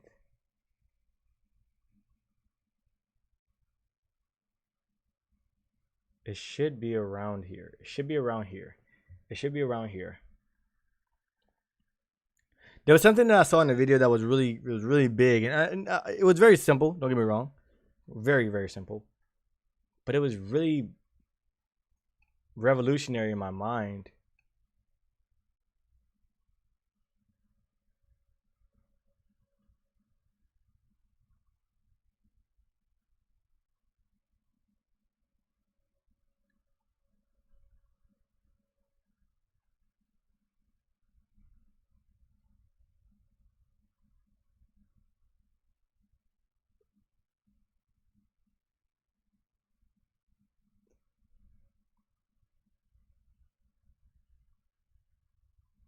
Yeah. Come on. Keep going. Yep, keep going. Yep, keep going. Come on.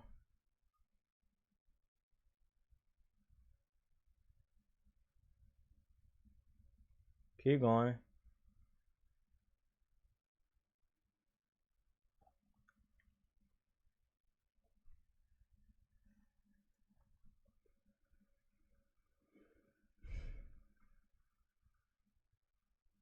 Damn, today I was really busy watching YouTube videos.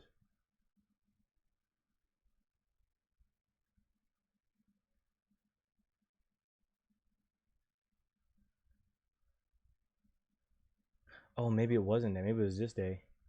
Because I don't think I think it was the day before my mom's birthday.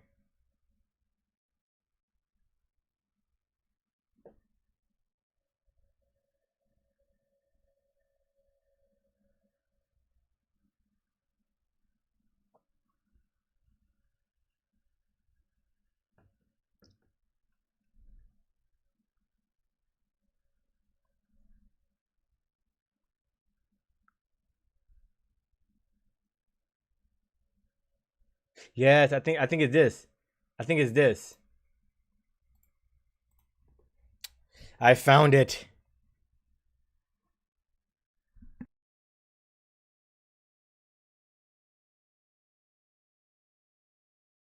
I believe I commented on it because I was trying to find the original tweet. Yes, it's this tweet right here, right? So this is a tweet that Dream apparently put on this person's whatever, and he obviously deleted it as well. But I'm pretty sure it leaked out somehow. So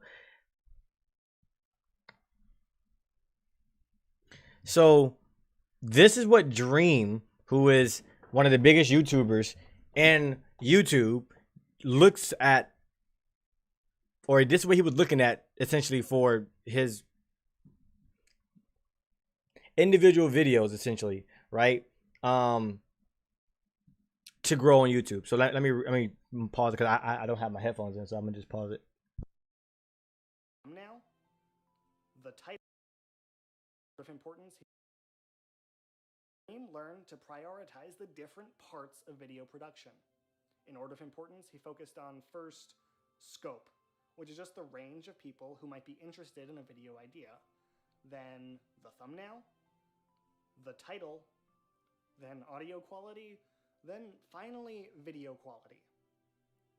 You might instinctively already know this just based on what YouTube recommends to you, but Dream believes the content of your video matters way less than those 5.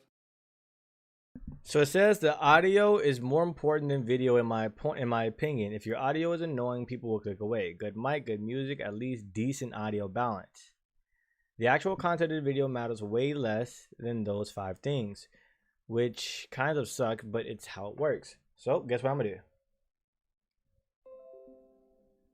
I can't screenshot it. Okay, never mind. I was trying to screenshot it, but I can't because this is stupid head. So I'm gonna just save it, and I'm gonna just save this so I know exactly where I'm gonna put in my watch later list, and we're good.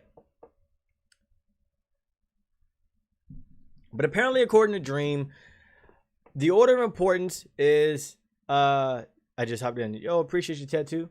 The order of importance of a video is the scope, or how many people should be interested if they look at the thumbnail and read the title. So essentially, how big your target audience for that individual video is, right? Like how big your target could be, right? The thumbnail will be the second most important. The third will be the title, because obviously people look at the thumbnail. Typically, people look at the thumbnail before they look at the title. So you have to have a thumbnail that kind of makes somebody say, whoa. And then the title had to kind of make people say, oh. And then they click on the video. Then from there, the audio needs to be popping. And then the video needs to be popping, or after that. But the audio is the most important. One thing that I was getting from my last video is that a lot of people were saying that like my audio was like really good. Like people were saying my music was really good. One of my moderators on my Discord came up to me, pinged me in a mod chat, and he was saying he was almost crying. He had to pause it because he was almost crying because of how like the music was just hitting him. And that's good, because I was kind of wanting the more serious tone conversation and stuff. I talk about certain things, like, you know what I'm saying, XYZ, that had a little bit more passion behind it rather than just excitement. That's kind of a difference in tone. And now I have to really learn more on the audio aspect of things. So I'm going to take a lot of time to focus on the audio aspect so I can get more of a clear concept on audio, so that I can better be more intentional with what I'm doing and know, okay, well, this is the type of tone that I'm kind of going for. Therefore, I need to match this tone with this type of music. So I need to learn that. I got to find out how to do that instead of being unintentional, because that's pretty much what happened in my last video, which was, again, my best video I've ever done. According to YouTube standard, by saying that my top video, my metrics are ridiculously high. I've gotten 70% of people, over 70% of people to watch after the first minute. I got almost 50% of the people to watch all the way to the end of the video, 46% to be a fact. And YouTube says my top moment is the entire video. So if YouTube is saying that, hey, it says right here, 76% of your viewers are still watching at the 30% mark, which is above typical. The gray here is my typical retention, and this video's retention right here is way higher than that. So this video is obviously better than all the other videos that I've done on my channel, by far. It's a huge gap. I can put my finger there, right? So with that being said, I need to make sure I study this and figure out, well, what tone, be more intentional. Okay, well, the tone that I use, right? The audio comes first, and then the video comes after that. Now, honestly, I think yeah, I definitely think the audio matters more than the video. But I do think that the audio has to complement the video way better. So I do believe sound effects are the things that are going to make your video more enticing. But if you have a sound effects without visual representation of it, then you just kind of if you have an explosion sound effect without an explosion in your video, then it's just kind of wait, what the heck? So I do think that that's kind of what it is, right? Some of your videos have bad audio. Don't get offended. I'm not going to get offended. Why would I get offended? But also, studying this is really helpful. Yeah. I would say the worst audios of my videos were probably in the beginning of them. The other ones I just used the mic and just whatever the audio was on the mic, I just used that and just raised the volume. And sometimes it peaked, it was kind of it was too peaky, so you would hear static and and sometimes you would hear the popping sound. Sometimes it was just like that, and I just didn't care to focus on that, because I was oh well, if I got the sound effects, I got the visual, then it's good. But it's nope, not at all. So according to Dream, again, scope, thumbnail, title, audio. So I do want to say this.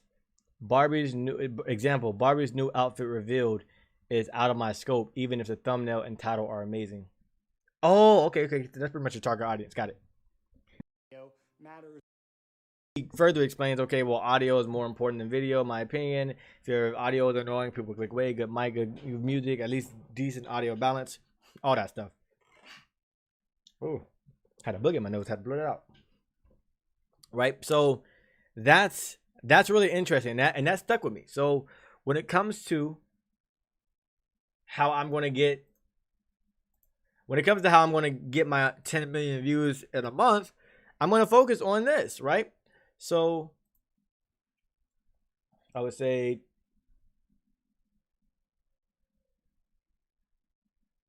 if I think about it,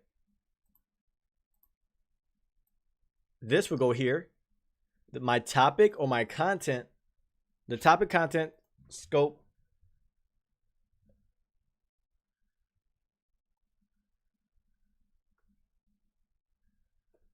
right, would be the number one most important thing. Then the title, then the thumbnail, then the audio. Oh, I'm gonna put content. And then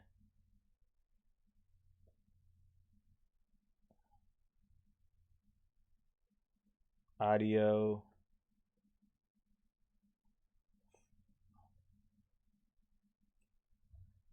video.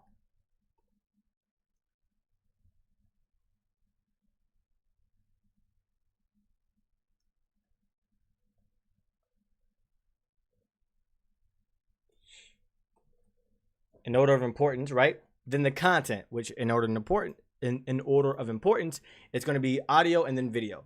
Then I'm going to look at my YouTube analytics, metrics, right? And then in order of importance,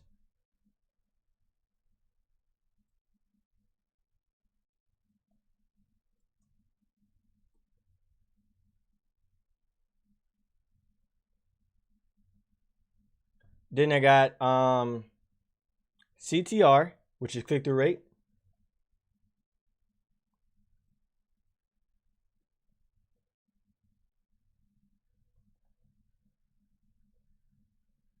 Click-through rate. Then I got AVD, which is average view duration, right? So those are the two most important. The two most important are click-through rate and average view duration, right? For obviously, it pretty much, sums up your channel. If you have a high click-through rate and high average view duration, you're straight, right? And everything else kind of teaches you how to get those things, right?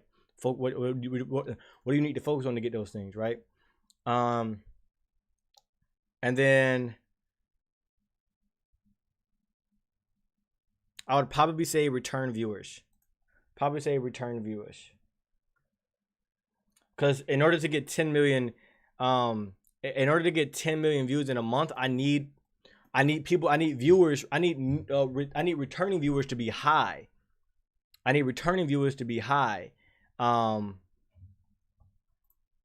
Because what returning viewers essentially means, what returning viewers are people that are like subscribed and not subscribed that comes back to my channel to watch content.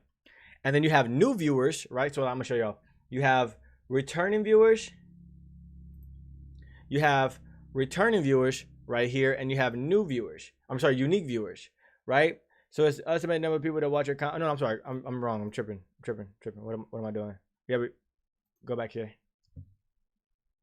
So I need to focus on this metric right here, returning viewers. Let me just go to.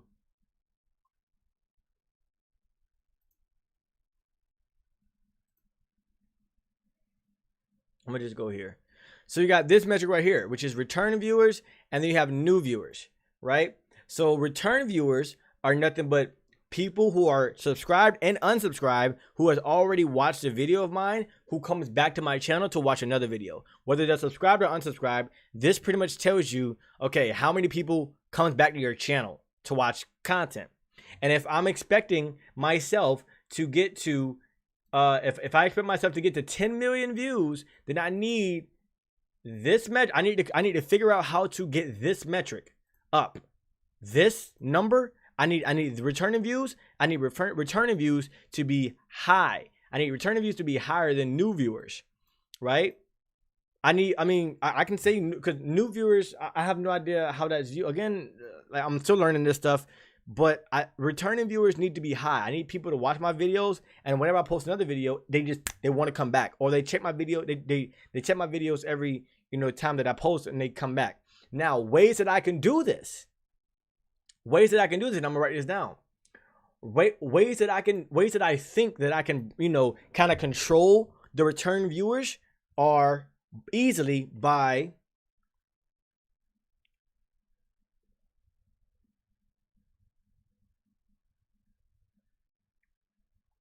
uploading on a consistent schedule.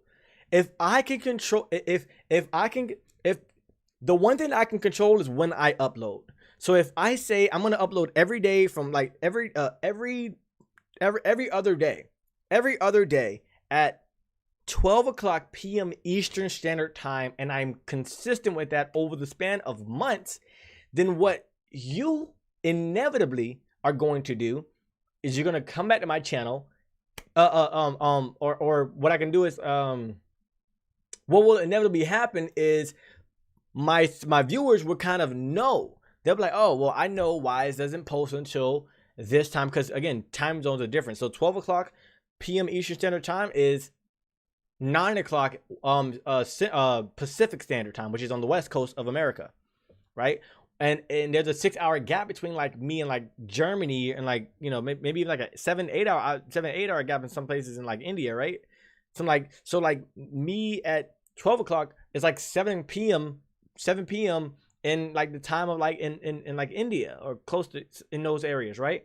So every time somebody's like, okay, well, I know at 7 o'clock in India, or I'm in India, so I know that every other day at 7 o'clock, Wyze is going to post a video. I'm going to check at 7 o'clock every single day, and boom, that's a video of Wyze. I'm going to come back. So I can control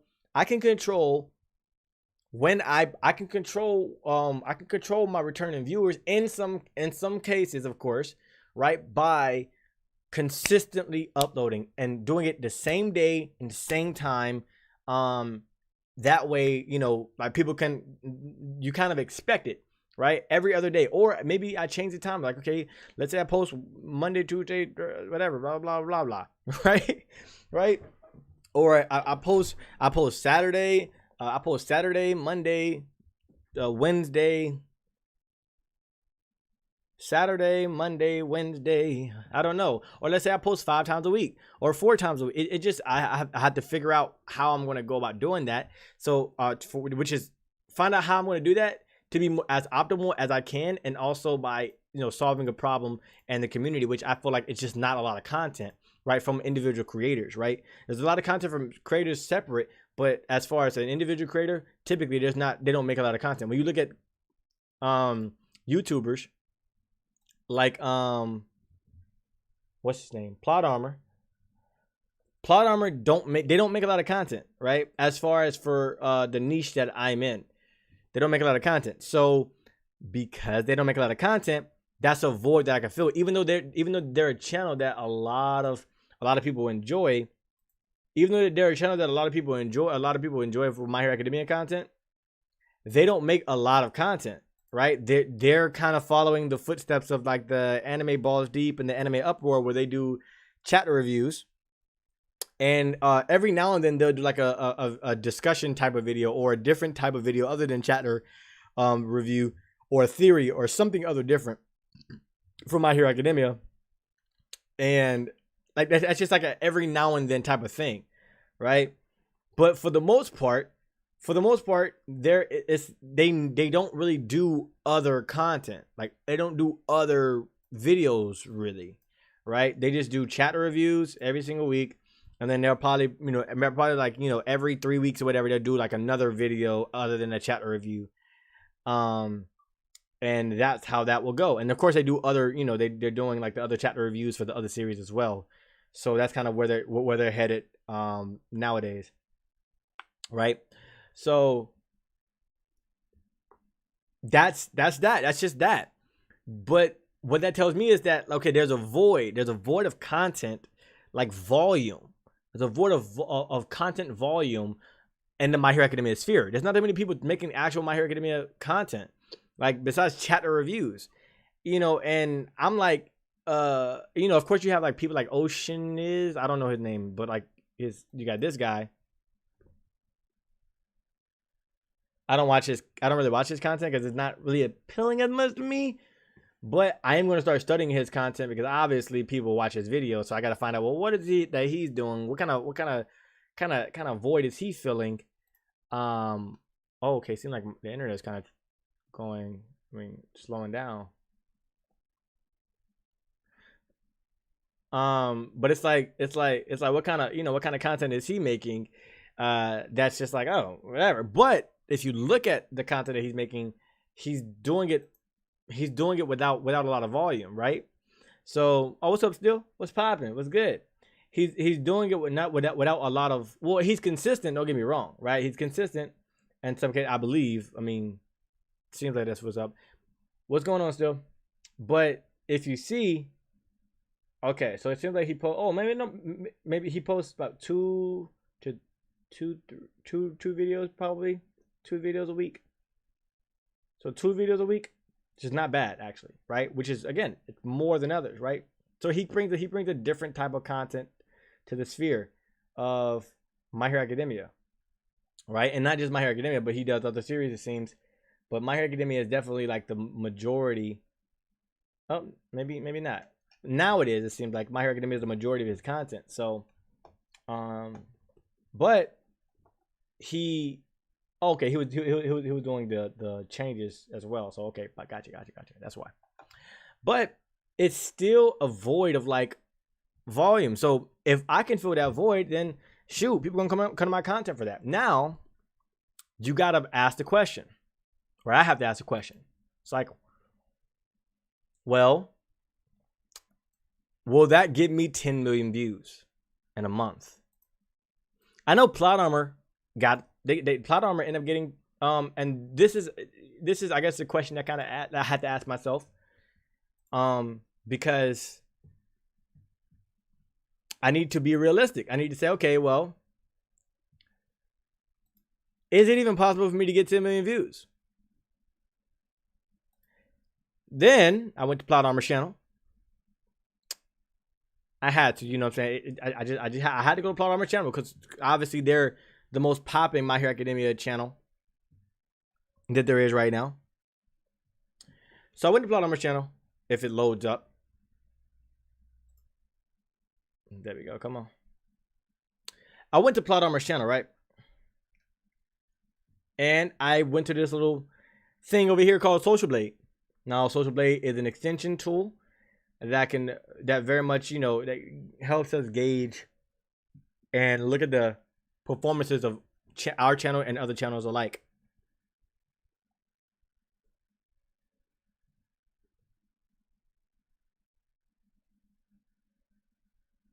If I can click on Social Blade, I'm gonna just go here. Social Blade, right? And then I go to Plot Armor. Shit showed up right here. Boom. Showed y'all that. It showed y'all that again. I was really studying this, right? So Plot Armor has 70 million video views so far. 70 million video views, right?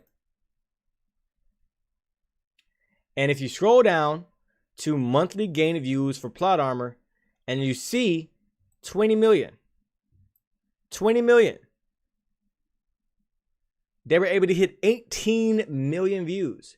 Now, 18 million views in 2020, September 2020. September 2020, in the month of September 2020. This means that I can indeed. Let's actually go to September 2020. Or as close as we can to that.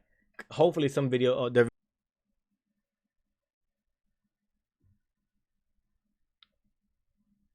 about a year ago. So it's around here. Yes. Okay, gotcha. Okay, so this is when they were doing Demon Slayer. So they was getting 1 million views here, 100,000 views, 220,000 views, 700,000 views, 339,000 views, 250,000 views, 500,000 views.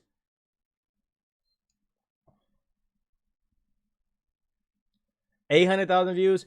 So essentially, so it seems like interesting. This is interesting. This really is interesting. Okay.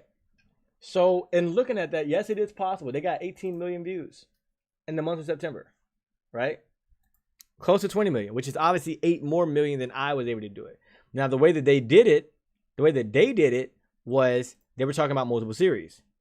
They talked about 2 different series that had 2 different audiences in some cases, and they kind of capitalized on that, which is something that I obviously need to consider as well into my plan, right? I may need to bring in another series to my channel and talk about that series. Alongside with My Hero Academia. That's what I may have to do. And just in all reality, right? If that's not the case, then sure, whatever, but that may be the case. Maybe the case, right? So looking at that,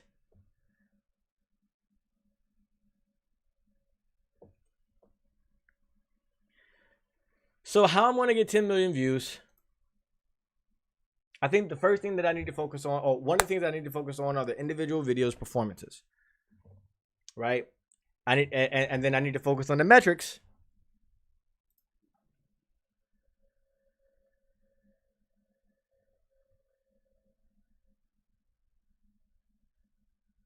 Video performance. Videos performance, right?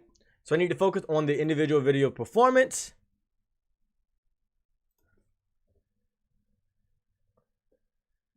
Videos performance. Yeah, individual videos performance, right? And strategy.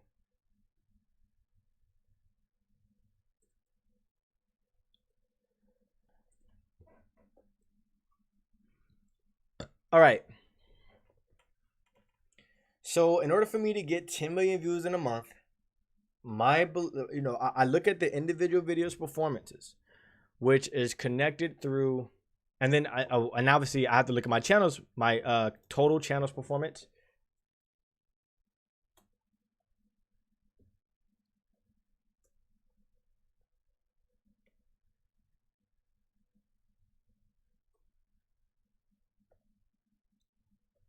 Total channel performance, which I need to then look at my YouTube analytics metrics, and a note of importance from there is return viewers, which will be focused on the audience portion of it. Return viewers. So yes,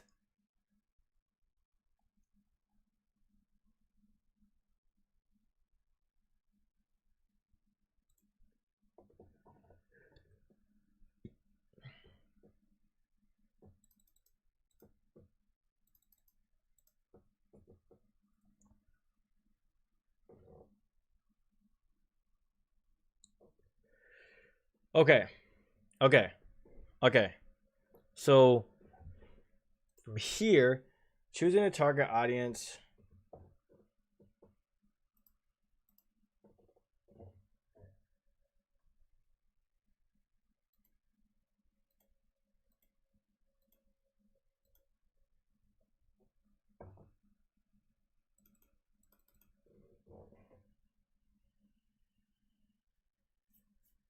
So for this, I need to, so I think I need to make sure that the target audience that I'm kind of creating grants me the opportunity, or it grants me the opportunity to actually get there, to actually get that. That's one. And then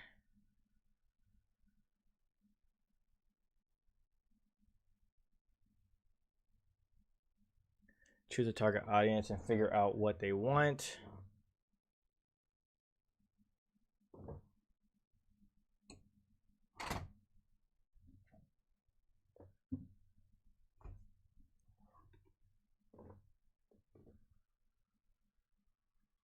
Let me actually just Google it.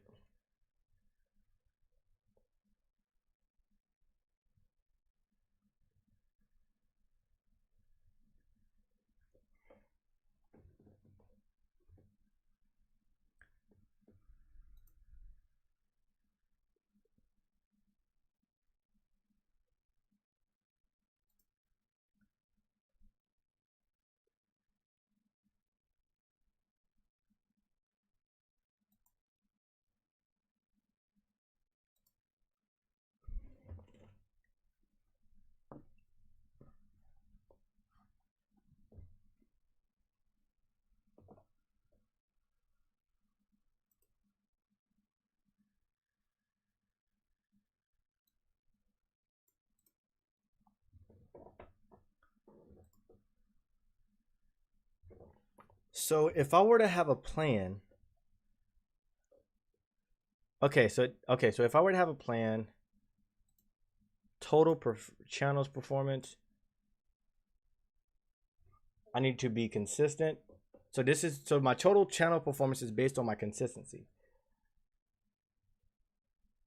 Consistency, which is focused on consistency. So meaning this needs to be above this. Oh, this needs to be above that, right? So I need to be interesting. How much did YouTube pay for 1 million? 4 ways to get 1 million views. So it says this is 4 ways to get 1 million views. Create content that your audience will love. Actively engage with followers. Important lessons. Utilize search engine optimization to increase visibility. Upload video consistently. Okay, so those are the 4 ways of doing it. So I need consistent uploads. Consistent uploads.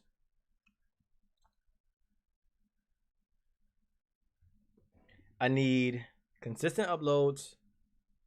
What else do I need? I'm kind of getting brain dead. So I need to okay. So if I was asking myself, like, I want to get 10 million views, 10 million views in a single month. Well, what would I say? Like, what tips would I say? What tips would I say? Well, I mean, I would definitely say, as far as if I were to gain, well, I got to gain the skills. So it's different. So what skills would I need to learn? What skills would I need to learn? That's a good question. So what I'm going to do is I'm actually going to put a thing, learn these skills.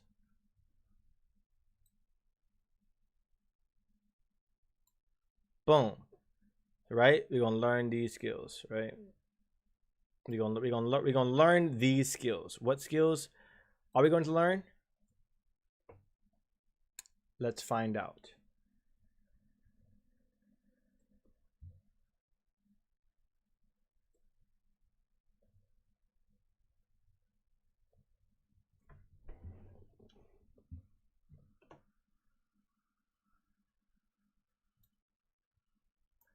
Solid content research skills.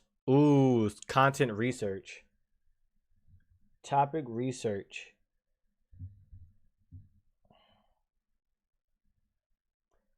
I need to gain the skill of topic research. Definitely.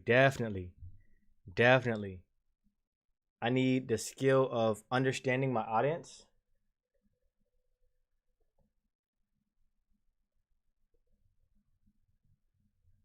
Is that a skill? What is a skill?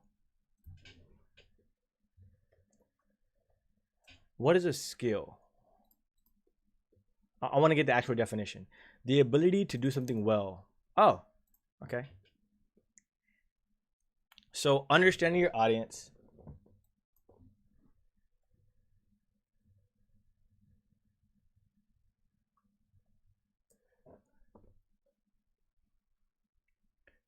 communicating,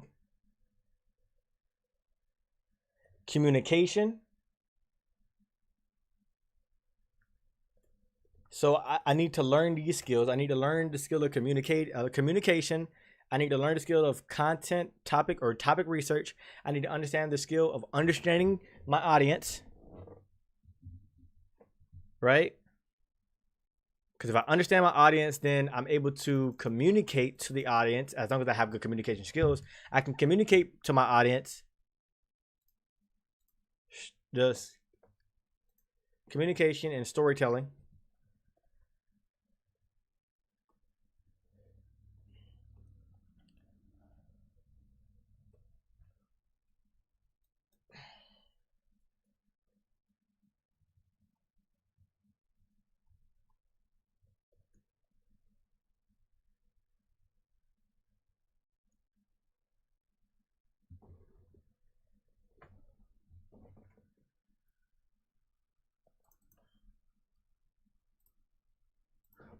I want to say listening and understanding your audience.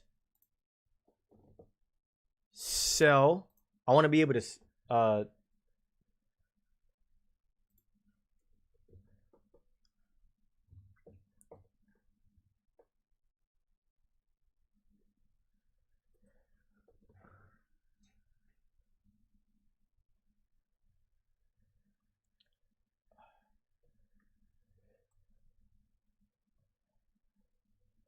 studying YouTube. So the skill.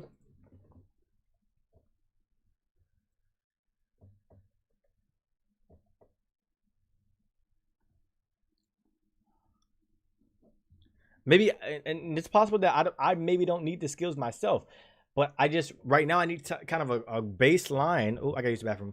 A baseline so that I could at least kind of move forward until I can get paid, or until I can get enough money so I can pay somebody to help me out when it comes to that as well. So.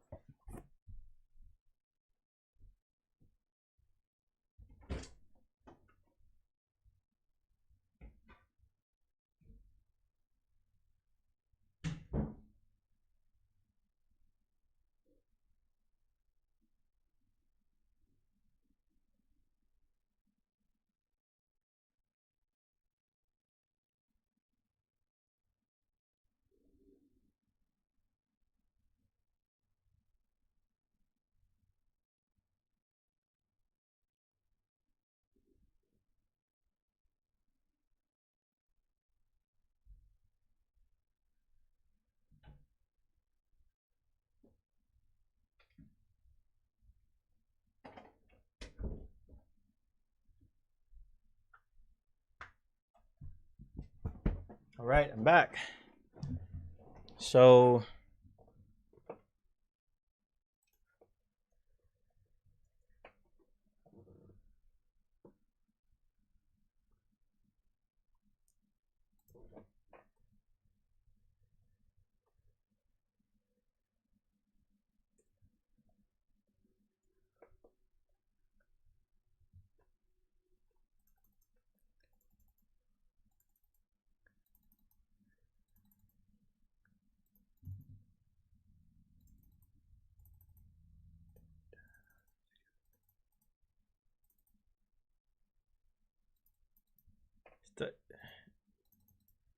data analysis. Data analysis, which is really, yep.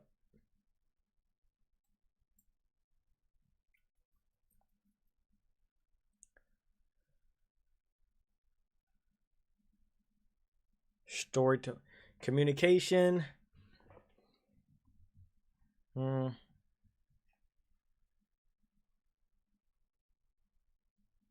Planning.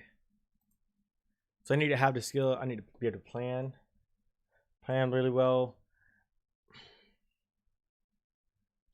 Planning really well. So I need to have an idea of content research or topic research, listening and understanding my audience, communication, data analysis, planning, storytelling.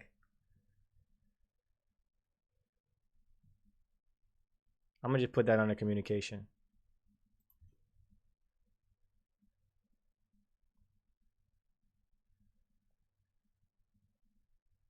planning,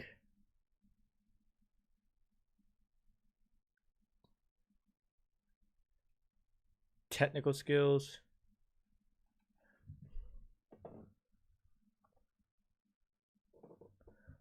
okay, creating content is one part of the content marketing equation, but content promotion is the other part that few people pay attention to, according to Derek Halpin marketing. So I'm probably gonna, yeah, that's something that I'm not like too like on. I gotta find out how to get like money fast enough for somebody like to pay somebody to do that. And then communication.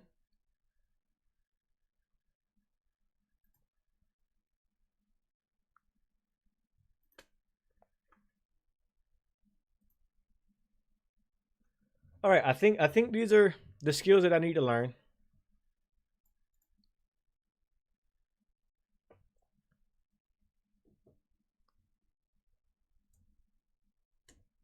Formatting.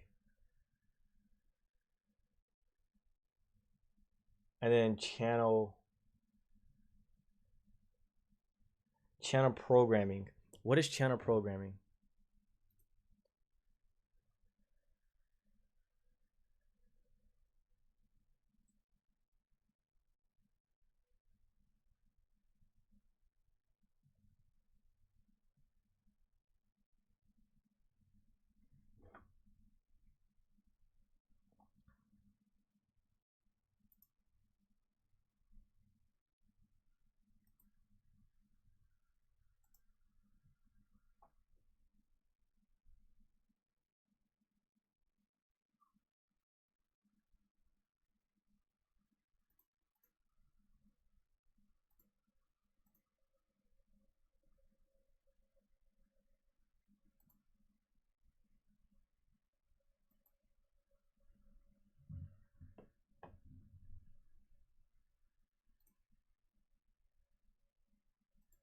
All right, so we're gonna be reading this.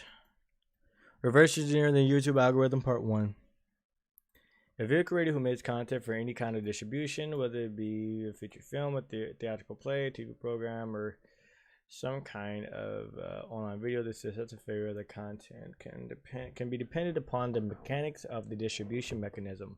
For example, if you're making a TV show and you want the show to be successful, you ideally want to know when to put an ad break, how to promote the program, which channel your show will appear on, how many homes the channel reaches, and so on and so forth.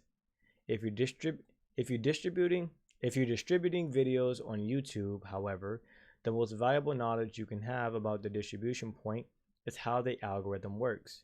But like everything algorithm related, that's hard to do. YouTube doesn't make the variables that factor into its algorithm public. So to figure out how it works, we must peer into a very big and dark black box with a very limited data. There are also factors that play that we have absolutely no data for whatsoever.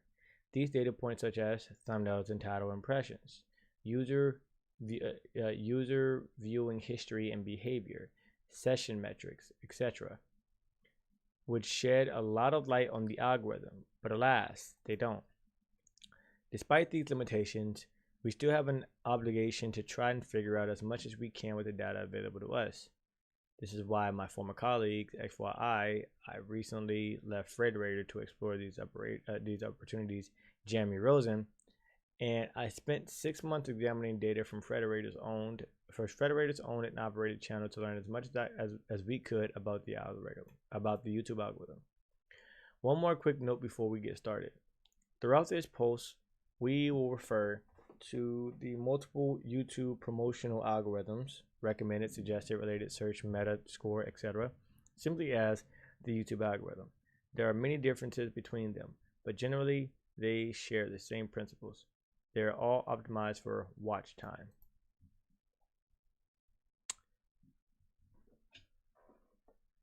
First things first, watch time does not mean minutes watched, as we discussed before. Watch time is a combination of the following: view, duration, session starts, upload frequency, session duration, sessions end. Essentially, each of them relate to how well and how often your channel and its videos get people to start a viewing session and stay on the platform for an extended period of time. In order to accrue any sort of value in the algorithm, your channel and videos first need to get views. And for a video to be successful, success being defined by achieving viewership equal to or greater than 50% of the subscriber base in the first 30 days. Success being defined by achieving viewership equal to or greater than 50% of the subscriber base on your in the first 30 days. Interesting. You need to get a lot of views in the first minutes, hours, and days of a video's release. We refer to this as view velocity. When analyzing Federated's view velocity, we found that the average life-to-date viewership of a video increased exponentially as the percentage of subscribers who watched in the first 48 hours increased. So the percentage of total subs day 1 and 2 versus the lifetime views average.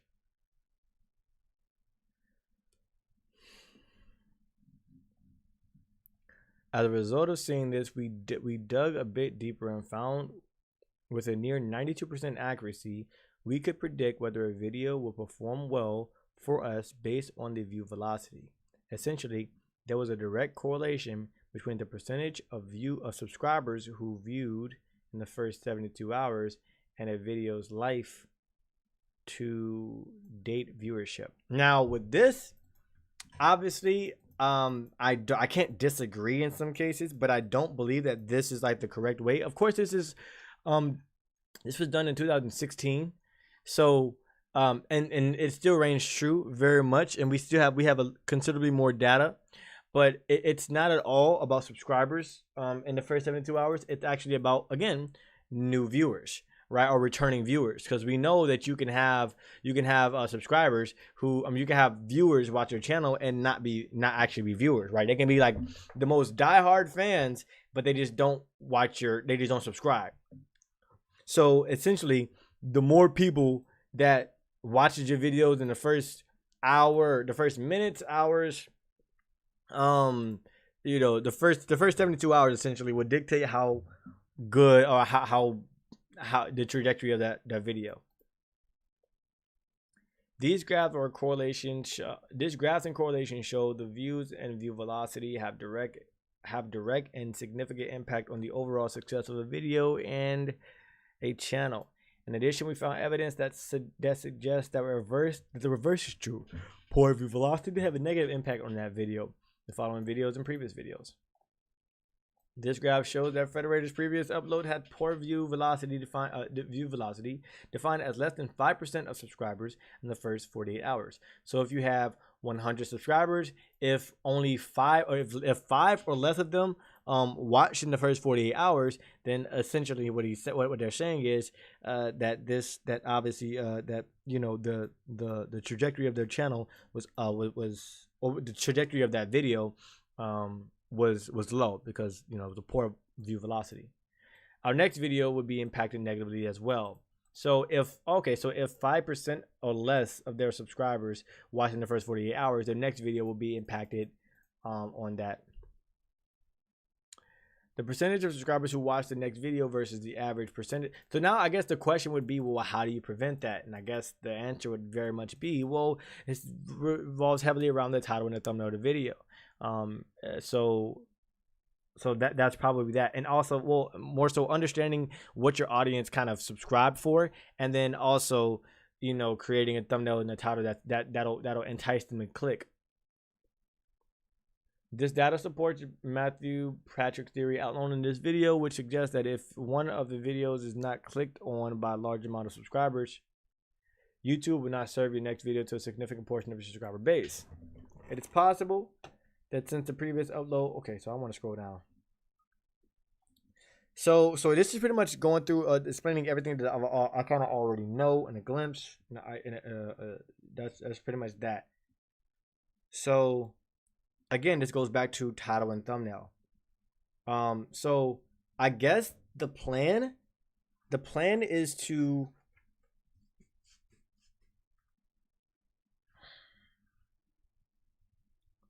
how do I get a million? What are well, the skills are obviously there. I need to be good at researching topics, ideas, listening and understanding my audience, which connects to the content, which is connects very much to like the topic research.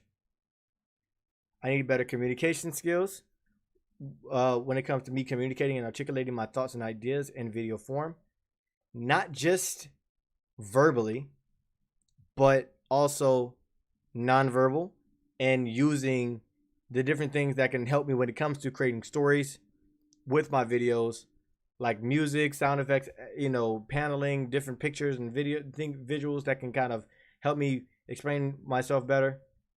I need to be better at data analysis, analyzing the data on my YouTube videos and figuring out what I need to do, what I can and what I can't do, what I should and what I shouldn't be able to do, or yeah, what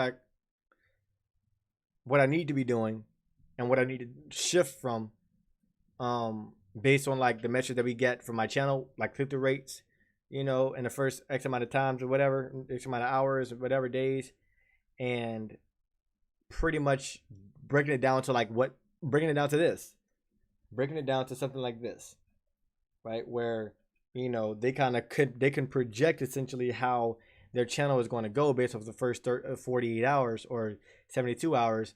If they look at certain metrics and say, okay, well, in the first 48 hours of this video's life, this got, a click-through rate of 15%, or the first day, it's a click-through rate of 15%. That means that the trajectory is like, should be around this. So I need to very much dive deep into the data analysis portion of it as well, which would then help me address the planning portion. And the planning would very much connect to my video formatting, right? And my video formatting, because after videos, individual videos create the channel, and that will help me with my channel programming, right? So, but I do want to understand what they were talking about when it comes to programming, the taxonomy of YouTube videos, right, which came out in 2019. Let me just Control F. Program. Okay, I looked on blogs and in bookstores for writing on digital video formats, structures, programming, everything. But I couldn't find any substantive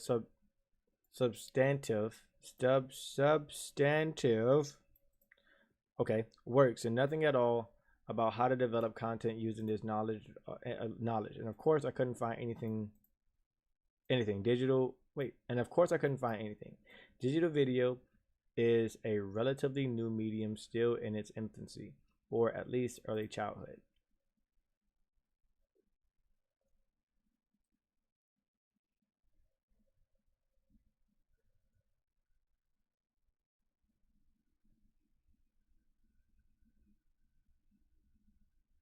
What does programming mean for a YouTube video?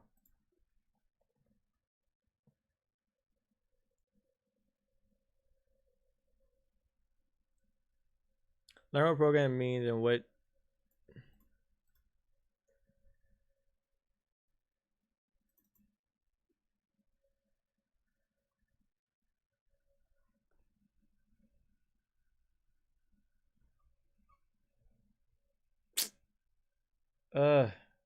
okay, let me just go to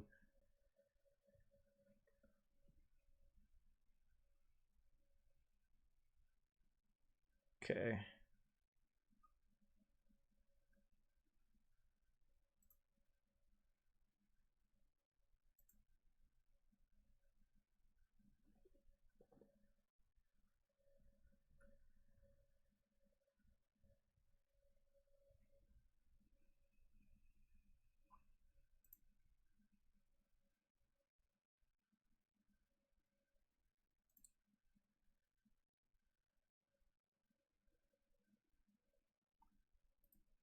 Huh.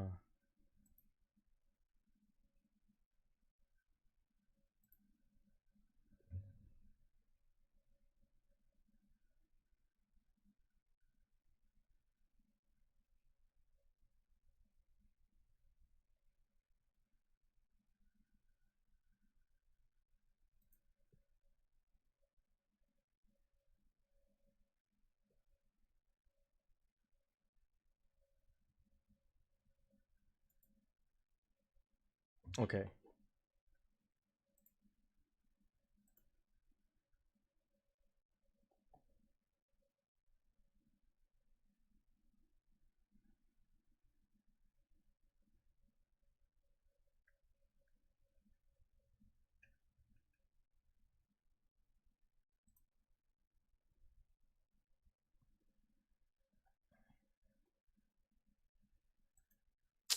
Okay, well, I'll just change the word.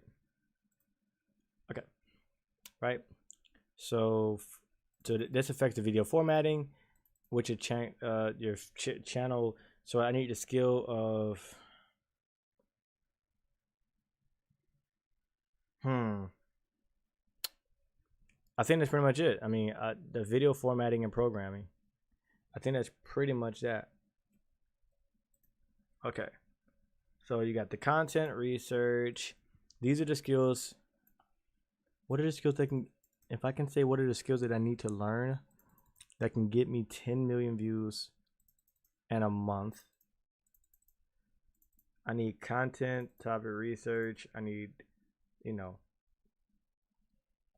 I need thumbnail skills. Thumbnail.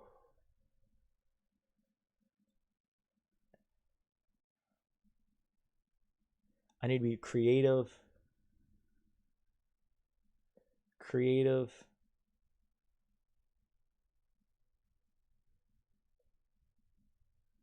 Thumbnails and titles. I think that's creative thumbnails and titles.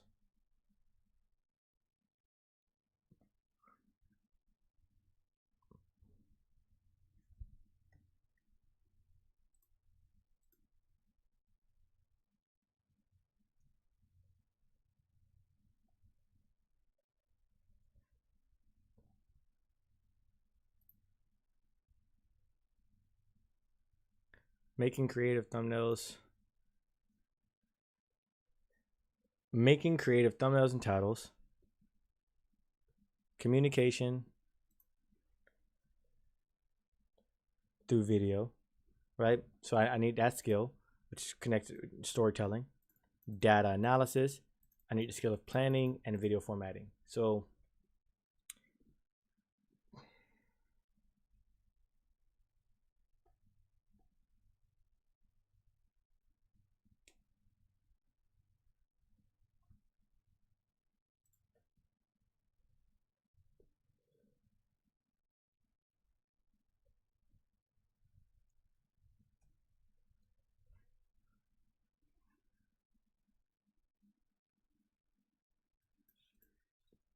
familiarize yourself with YouTube SEO, link the content creators, use cards, write blogs. Okay.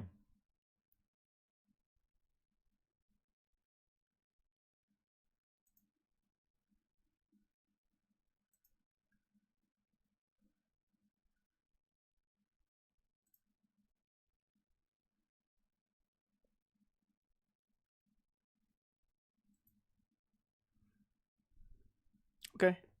So I think these are the skills.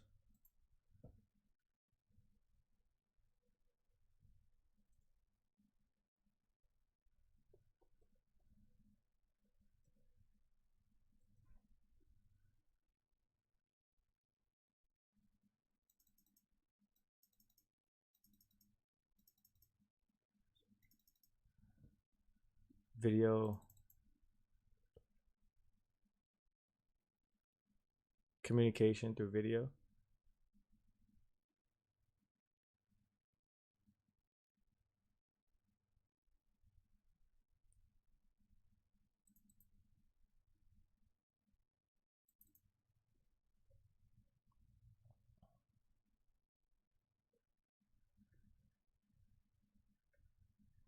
Communication and storytelling.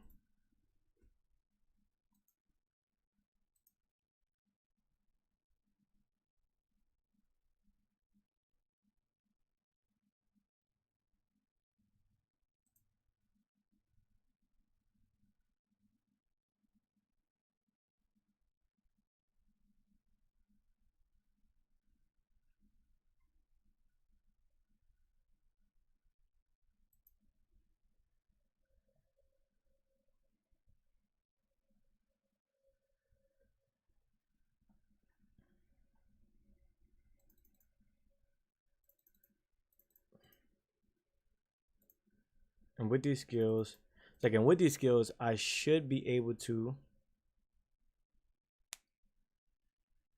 like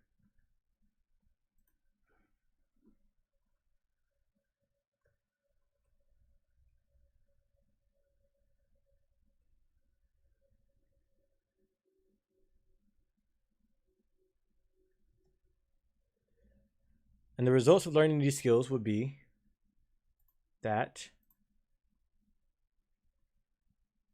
if I learn, I will be able to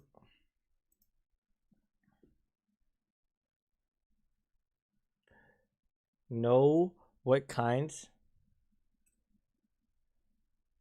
of videos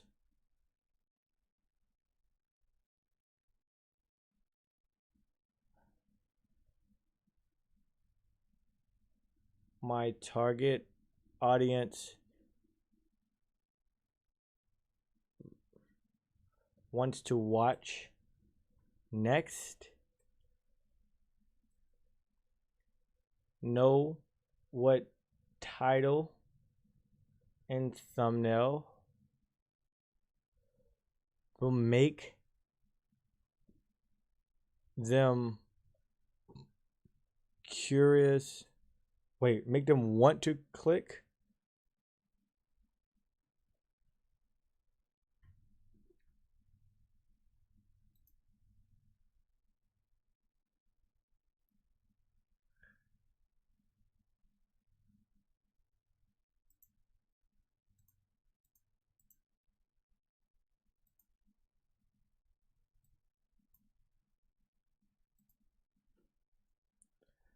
Know what are the trending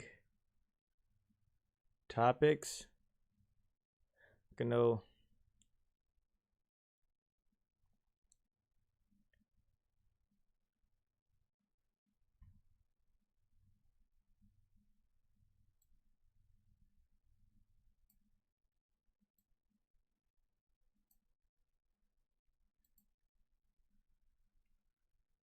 communication in your story, video formatting.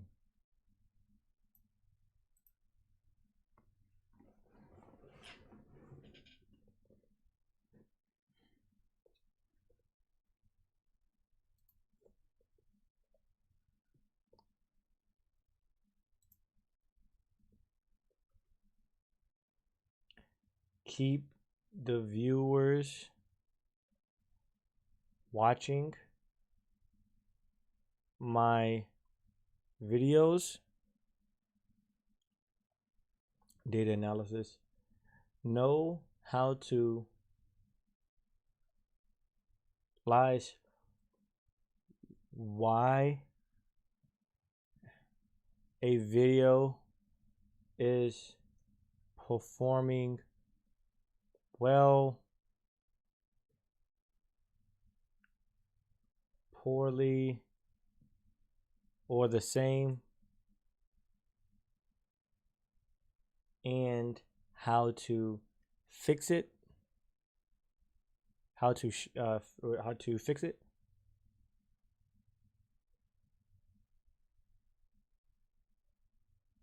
And know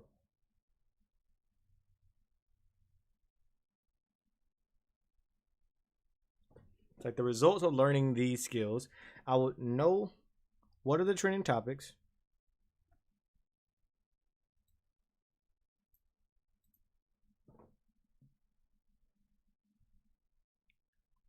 understand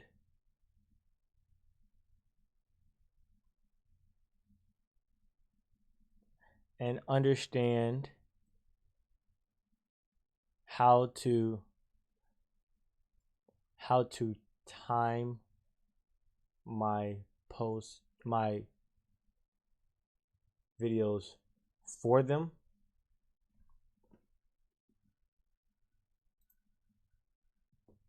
Know what are trending / popular, and understand how to time my videos for them. So for making creative thumbnails, the results of me learning these skills is that I would know what titles and thumbnails will make viewers, my target audience, want to click, which is huge.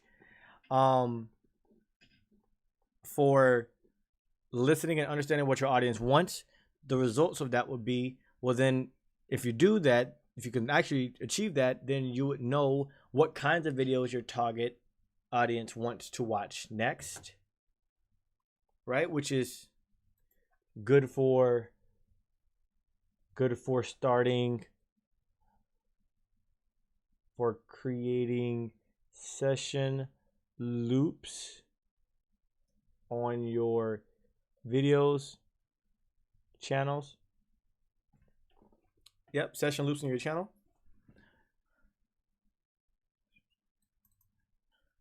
I'm gonna say video sessions. Video sessions on your channel. I would have to, for video formatting, I would, if I can learn that skill, if I can get that skill good, then I would then know how to, the result of that would be, I would know how to keep the viewers watching my videos, right? I can keep the viewers watching my videos. Goal equals 70% retention. 70% retention. It's my goal. And how do you analyze why videos perform? Oh no, for data analysis, I would know how to analyze why a video is performing well, poorly, or the same, and how to fix it. And planning, I would be able to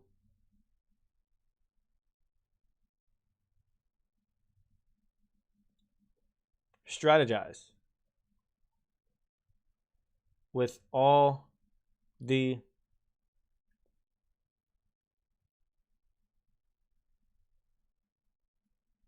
above.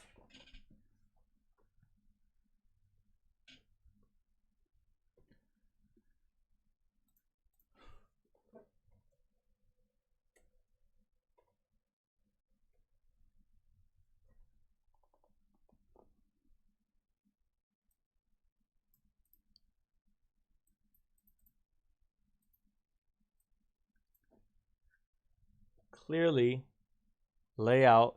So I'm gonna change it. I will be able to clearly lay out the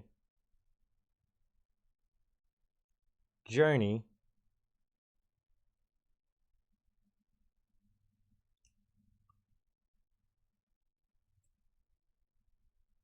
a formula to achieve a particular goal.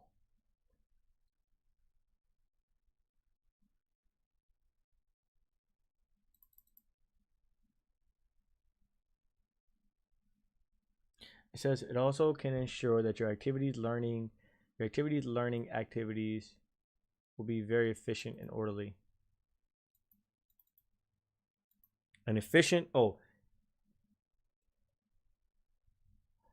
An orderly formula to achieving a particular goal. I will be able to clearly lay out an efficient and orderly formula to achieve a particular goal. So if I learn how to plan, then I will be able to have clarity. Clarity. And not only that, clarity in what it is that I'm moving towards, and not only that, but I will be able to see how to efficiently and orderly I think I said that wrong. I will be able to clearly I'll be able to well if I okay, the results of me learning the skill of planning is to have a clear and concise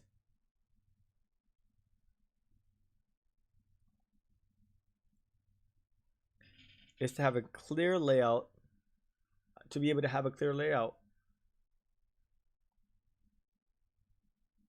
to be able to clearly lay out an efficient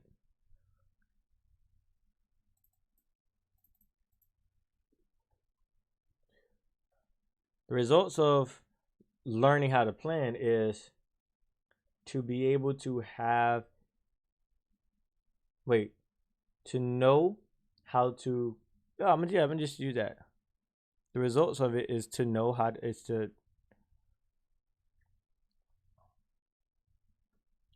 is to know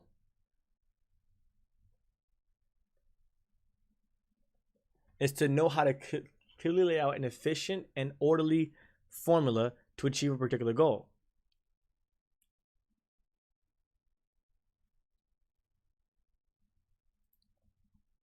To successfully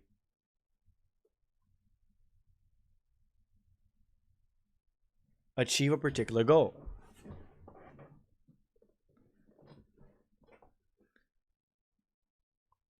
Planning and adjusting. To know how to clearly lay out an efficient and orderly formula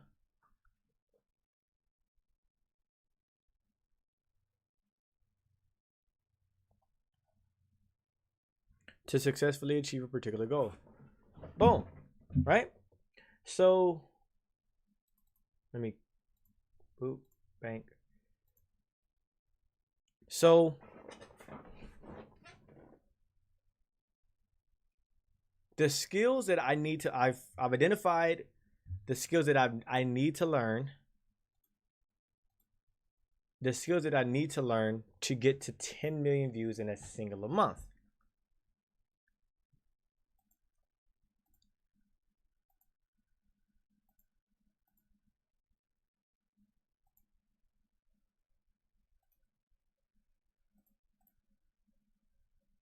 Okay.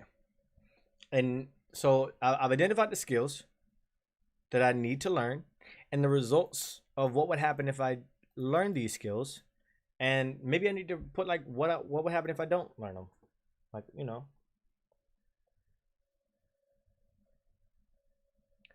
Learning skills.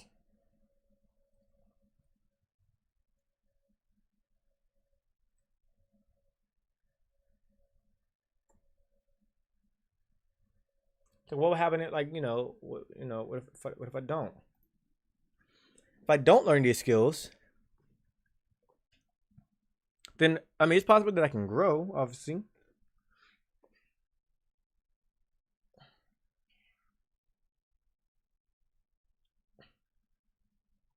It's like, what if I don't? Like, what would happen if I don't learn these skills? It's like if I don't learn these skills, if I don't learn the skills from above,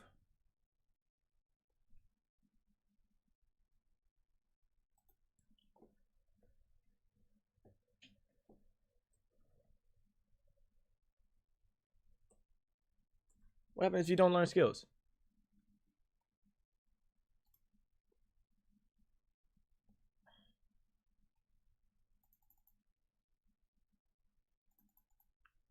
Well,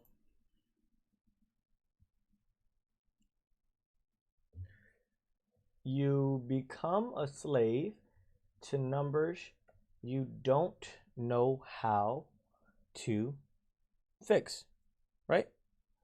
Not only that, but you will most likely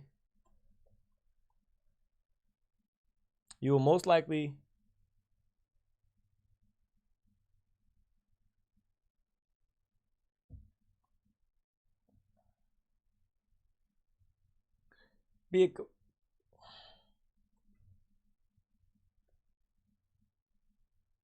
you will put the blame. It's like, is that inherently bad?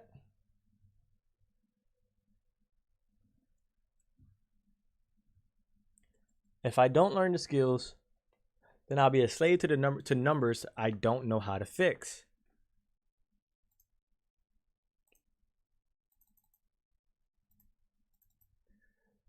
You wouldn't be able to control your money, your ability, your income, your income streams, which is huge.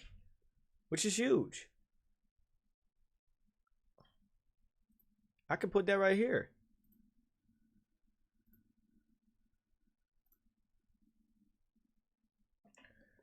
You'll be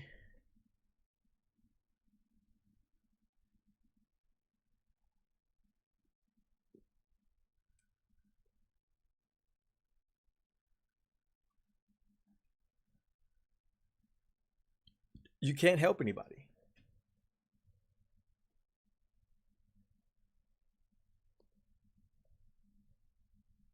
To help anyone, including yourself.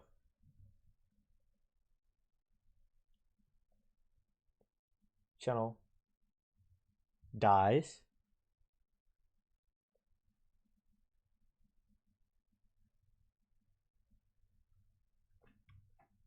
Viewers lesson.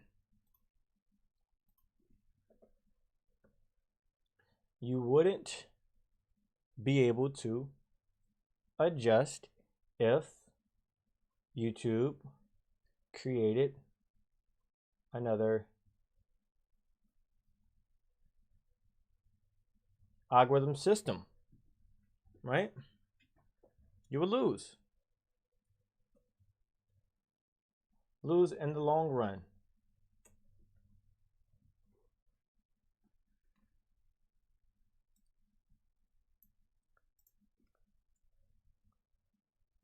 You would every day on why you should have what you don't when you don't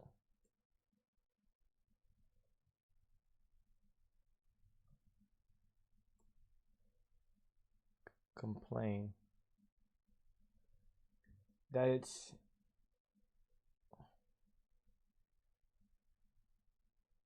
but yours. You become bitter.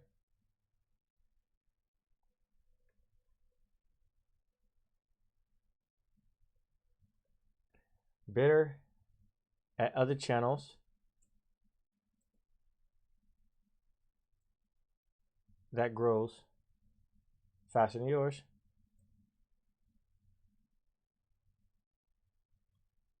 You would grow bitter at other channels' growth. So if I don't learn these skills,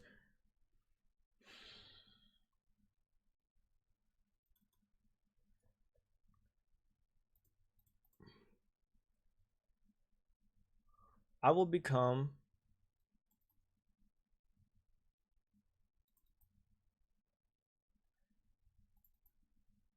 I wouldn't be able to control my income streams. I wouldn't be able to help anyone, including myself, if my channel dies. So that's a big thing. I wouldn't be able to adjust if YouTube created another algorithm system, algorithmic system, right? Meaning I would fail again.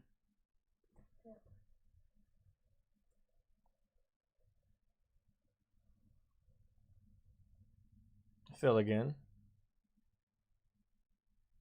Meaning I would have to stop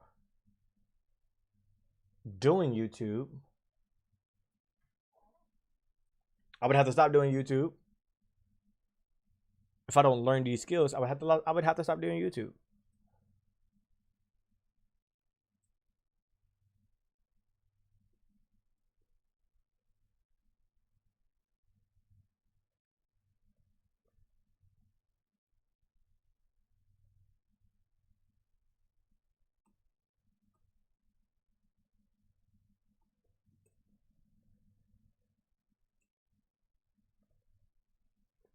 I would have to stop doing YouTube or trying to stop or trying to do it full time.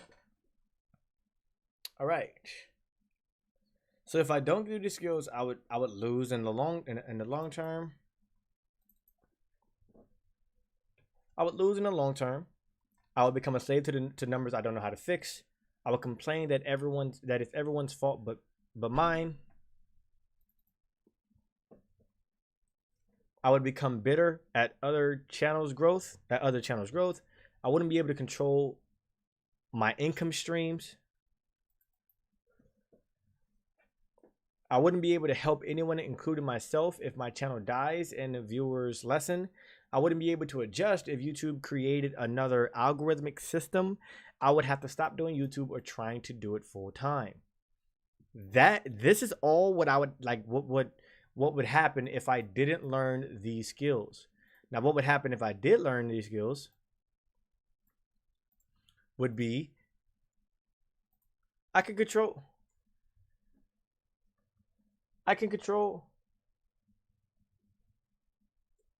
the results of learning these skills, obviously. Now, if I did learn these skills, I could control my money.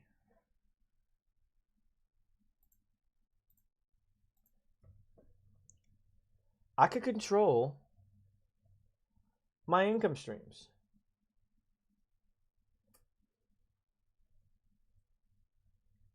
I can create a business.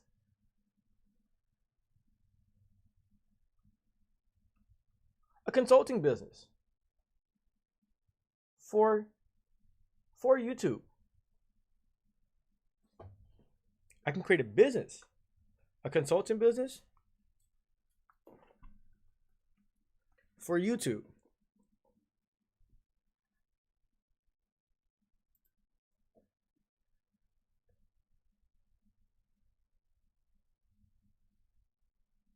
I can create a course. I can put a course. I can create a course or I can create a course and or a consultant business, right? Which is huge, right? I would be more humble. I would be humble. I'll be humble because I know what it takes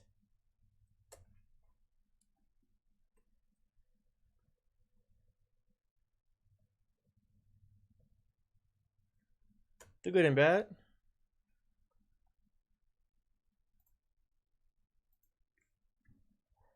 I will stay hungry, which is huge.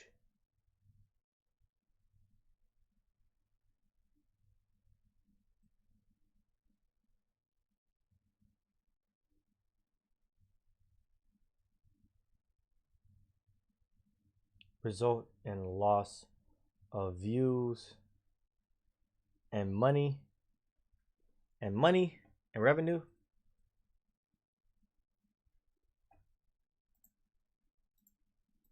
Right? I'll be way more hungry.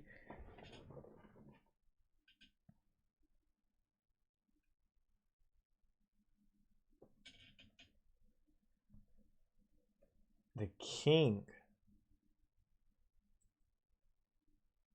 of my mental health with regards to views.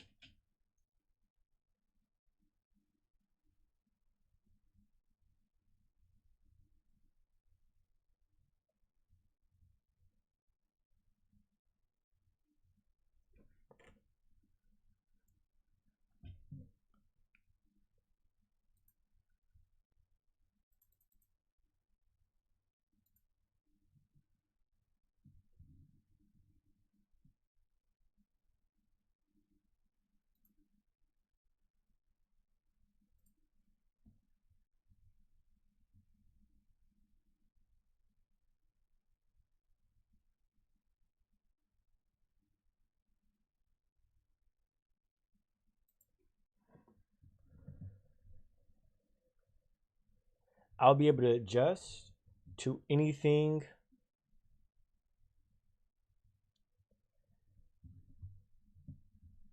the things that I'll be able to adjust the things to I'll be able to adjust for future changes. Okay.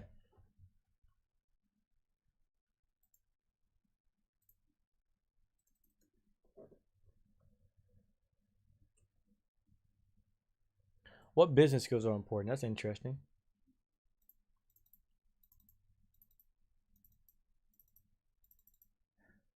Yes, right? So that's really interesting too. I never even thought about that.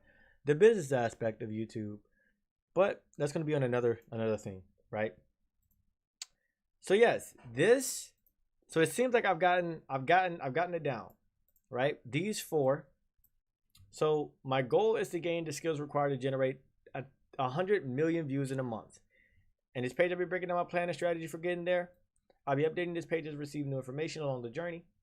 But the most important thing is that I gotta learn the skill of asking questions.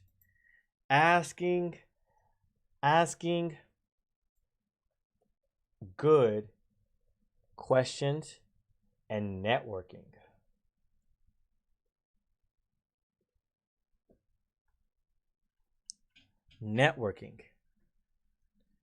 So really,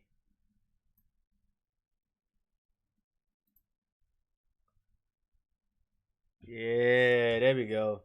Networking and asking good questions, right?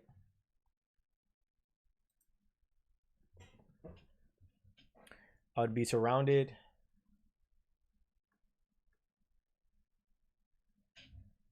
I would have a network of other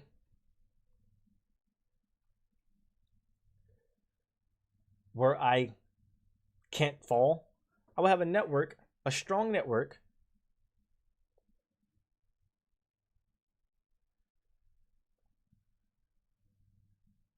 I have a strong network to where I can't, to where if I fall, they can help me up. They will help me up.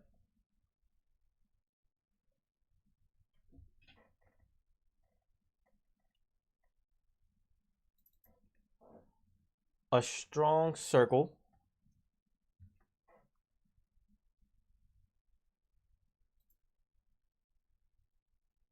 the results of learning these skills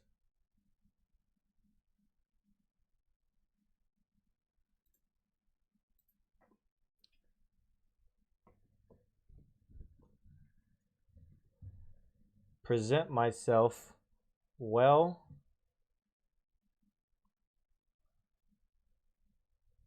know how to present myself well enough to get specific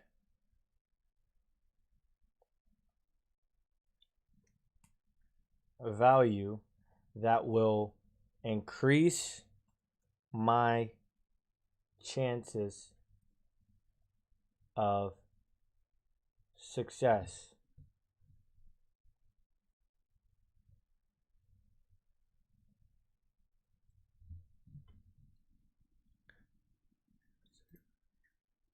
Getting enough to get value for exchange, for value exchange, for value exchange, for value exchange. I would know how to present myself. I would know how to present myself enough to get specific value for value exchange that will change my that will increase my chances of success.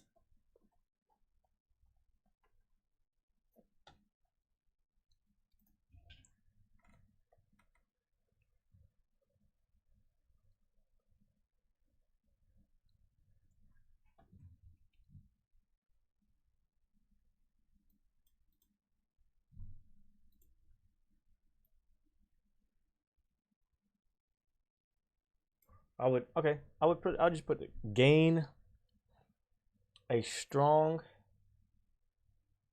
trustworthy relationship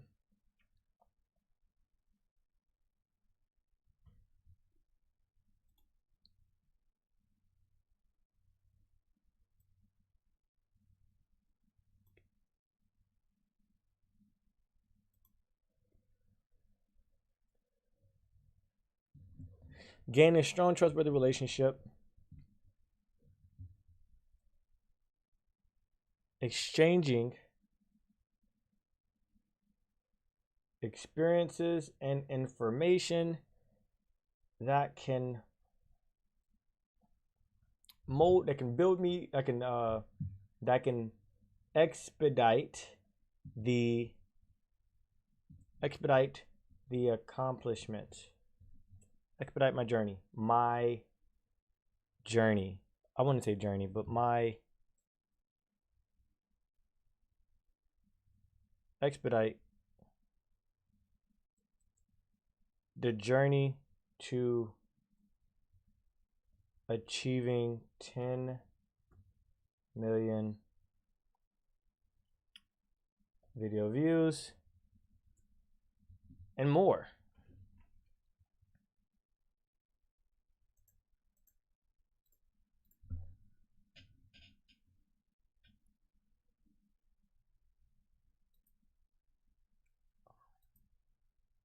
Exchanging experiences, challenges,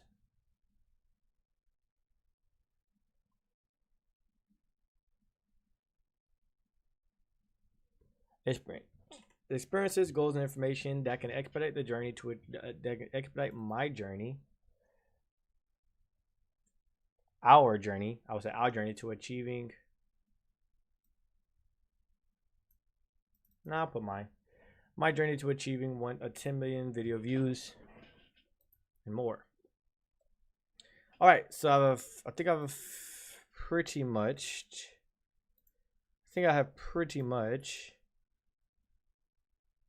accomplished what it is that I have set out to do so far in this live stream. I've been live for about 3 hours, so I've taken 3 hours to get just this. I've taken 3 hours to get just this. So this is how I'm going to get 10 million views. Well, I'm going to focus on the skills. These skills right here. Add these skills. So there are 1, 2, 3, 4, 5. Oh, 1, 2, 3, 4, 5, 6, 7. 7 skills. So the 7 things that I'm going to do, 7 skills that I need, or that I think I need to hit 10 million views, right? So I'm going to focus on developing these skills and applying these skills every single day on these videos, right? And I think these skills need to translate into this. So if these skills don't translate into this, then obviously something's missing. So the skill of content topic research is going to be based on the individual video's performance, right? Right here, it's going to be under topic, concept, scope, right? So understanding that the topic is important, but the scope is also important. Like, you know, like how not just like the topic, but like how large your audience is going to be, right? Making the skill of making creative thumbnails and titles, making enticing thumbnails and titles, right? Which connects to this thumbnails, titles, and then the contents, right? Audio, video, which is listen. Okay, and then you have this listening and understanding what your audience wants, which connects back to the topic as well. So I might even put this as like a under thing right here, and then making enticing, and then video formatting, right? Which is a skill for learning how to format a video. Communications, you know, I got communication skills and storytelling. So that goes to content right here. Individual performance. These are like the, you know, like, okay, like the, as far as breaking down, individual videos performances, the importance, right? The order of importance, which is the topic is important, and after that is the thumbnail, the title, the content, right? And then YouTube, the analytics metrics, right? So this is pretty much how you will determine what that is. So actually, I think that I will put that up here like this, right? And then put same thing for this, put you up here, right? And because the metric should be the thing that we kind of, the metric is like the foundation that we use to apply, you know, we use that information to apply to the actual process, right? So we, you know, the most important from, you know, top down is the click-through rate, average view duration, right? Let me actually see.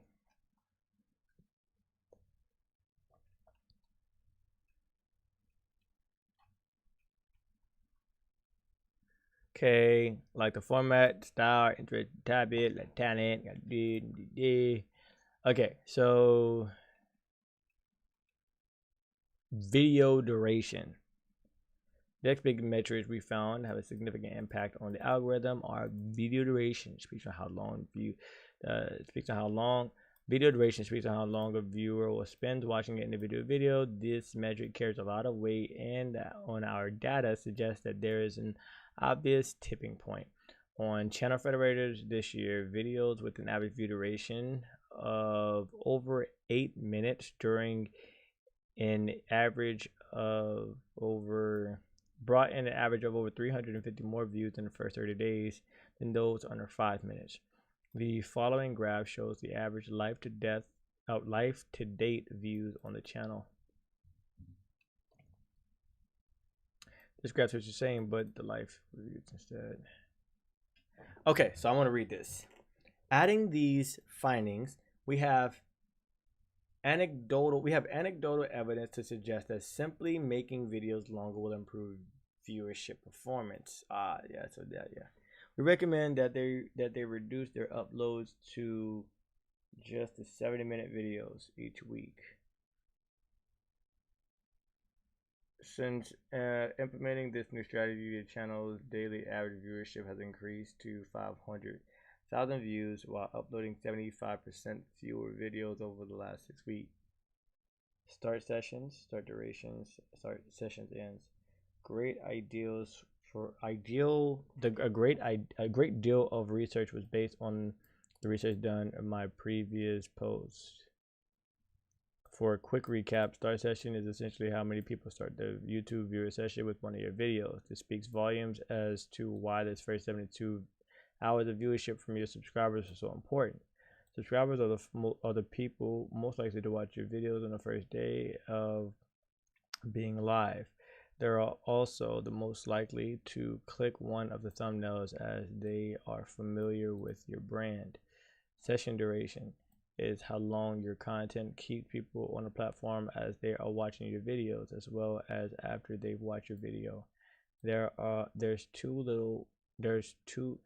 little to no hard data here other than average view duration and unique views, which is a shoddy metric at best. Session ends relates to how often someone terminates a YouTube session while or after watching one of your videos. This is a negative metric of the algorithm. An algorithm theory. YouTube algorithm is designed to promote channels, not individual videos. However, it uses videos to promote individual channels. The algorithm uses a combination of video-specific data and channel aggregate data to determine which videos to promote. However, the end goal is to build the channel's audience. YouTube does this because they want to promote channels that make people come back to the platform often, keep them on the platform for an extended period of time. Here are 3 graphs that give evidence to this theory. The first graph is 42-hour subscriber view versus 7-day viewership for individual videos. We believe this shows that there are correlation between the channel's consistency and exactly how many views as a percentage of the subscribers YouTube would drive to your videos. So let's say you're a gaming channel with 100,000 subs and you upload one time daily and gets 5% of your subs to watch each day. Your rolling average would be a consistent but modest 5%. This means you would be generating roughly 30% of your subscribers count in views in a given day, or 30,000 a day, or 600,000 views a month. And let's say you have 1 million subs. Those numbers would look like 300,000 views a day and 6 million views monthly. We think that math checks out pretty well, and essentially this means that YouTube is selecting channels to promote based on certain performance metrics, and then driving exactly as many views as the algorithm determines to promote that channel. That's just theory. That's interesting.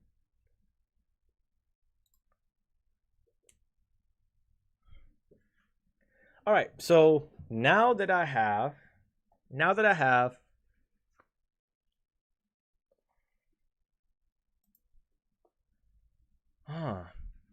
that I have the skills to learn, what am I going to do with this?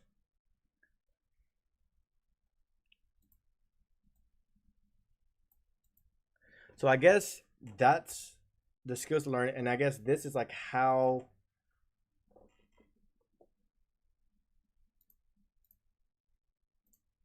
I'm gonna just look it up, because what questions should you ask when planning a strategy? Where are you now? What is your current situation? How did you get to where you are today? Where do you want to go from here? How do you get from where you are today to where you want to be in the future? How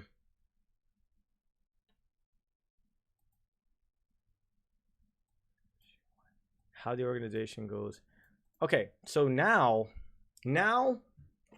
I think this section over here is going to be just more so of me putting things that I kind of just I need to keep in the back of my mind with certain aspects.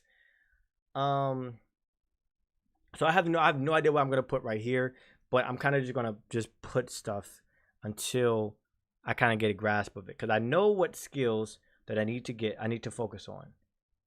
And I kind of have a general outline of what it takes to have a highly performing channel, right? Obviously I have to continue putting that, but like this right here is like what it takes to have a highly performing channel. Because in reality, what needs to happen? Oh, okay. So this can be pretty much, like what needs to happen, or like how to get there, how. So what I should do is, this should be where I'm at, and where I want to be. This should be how I'm going to get there, and then this should be like essentially like, what it takes, like what it takes to get there. How I'm going to get there, what it takes to get there. Those are two different things. So maybe I should create like a little thing that kind of explains it a little bit better, right? I don't know. But like for this, I got to put like find a void in your niche and fill that void. So fill that void. So for me, so this is what I'm gonna do, right? So for me, in the MHA niche, there isn't enough content. There is no volume, no consistent volume of content other than chat reviews. Reviews. Reviews. Right? There's no consistent. So in the My Hero Academia niche, there are no consistent volume of content other than reviews. So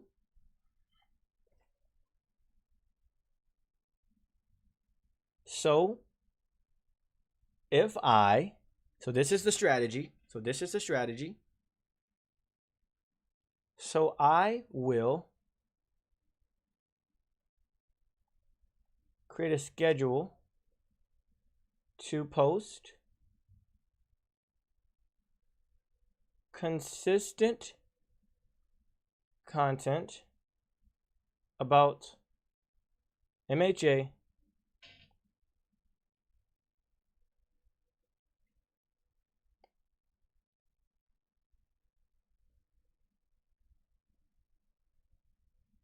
discussion content about MHA.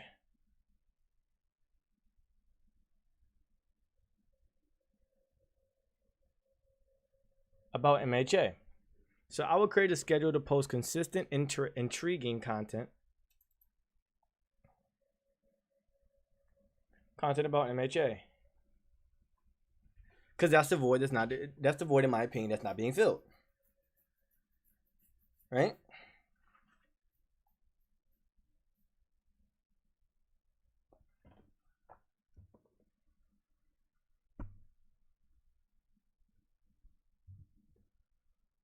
So that's what I'm going to do.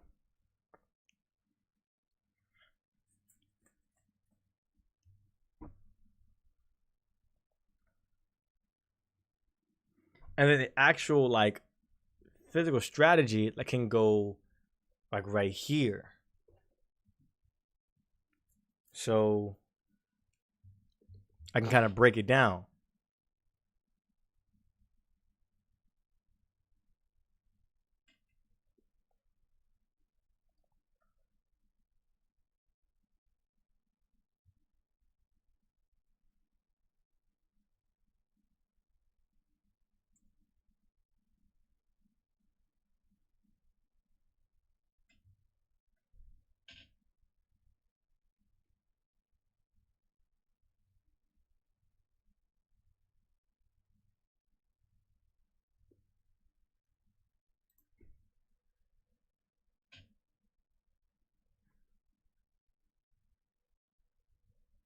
I can combine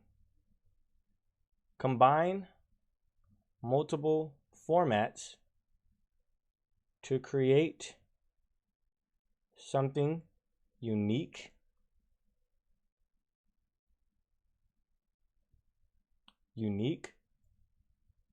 bringing in different audiences. Boom. Right. So that's important as well. Right? So finding, okay, gotcha. So target audience. So these are, I make sure my target audience is 10 times my initial goal and figure out what they want. So I have to figure out what they want, how,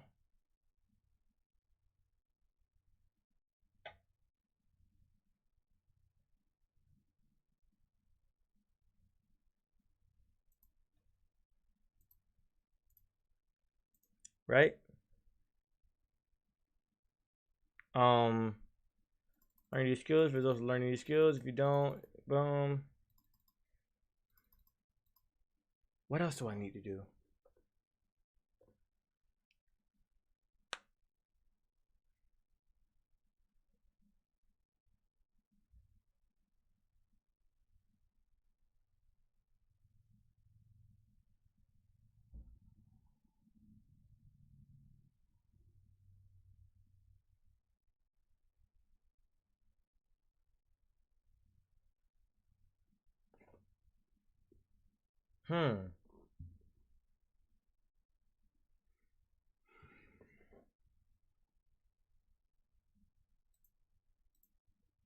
Interesting. I'm really trying to find out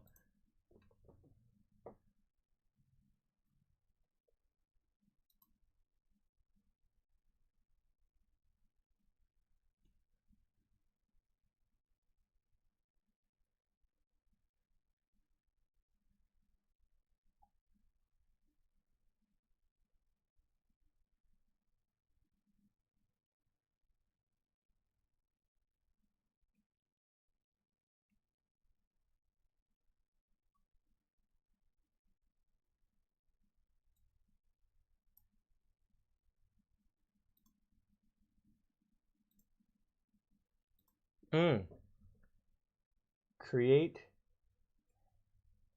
binge content. That's what yeah, that's what it is. Create binge content.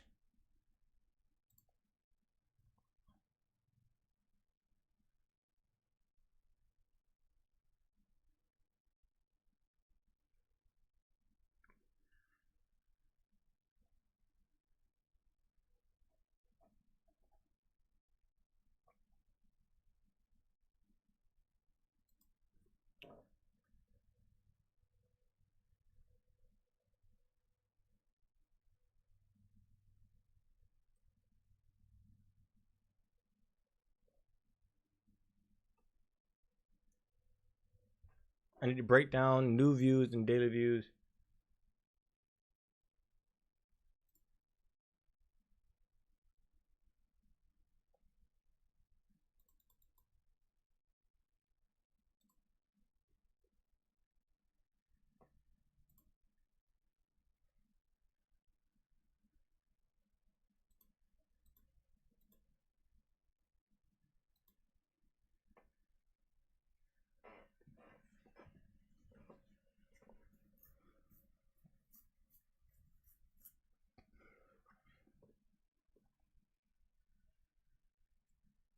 It's like, okay, if I were to ask myself, well, how do you get 10 million views?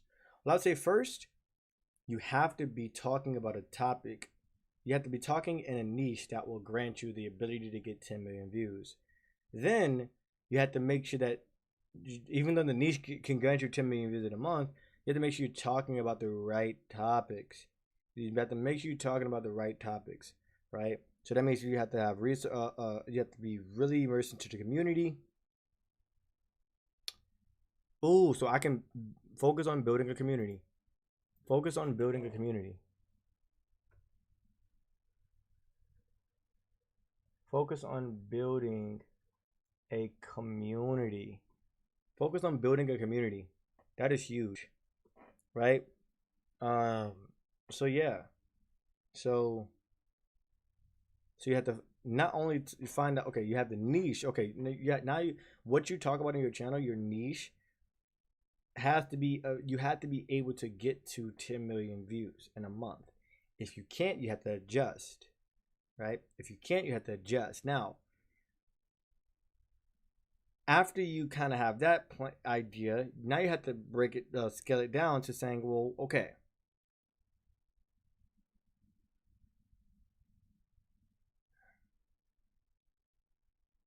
you have to go niche,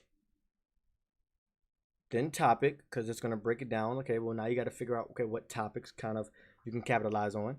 Now that you have a topic, you have to make sure that your video that is presented in a way that your video is presented in a way that you're able to get people to click on your video.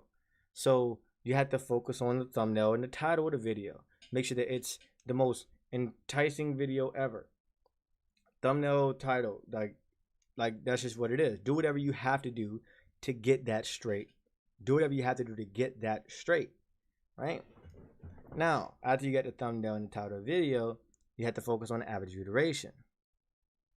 You have to focus on like now creating now your content can keep people on your video for as long as the video is running.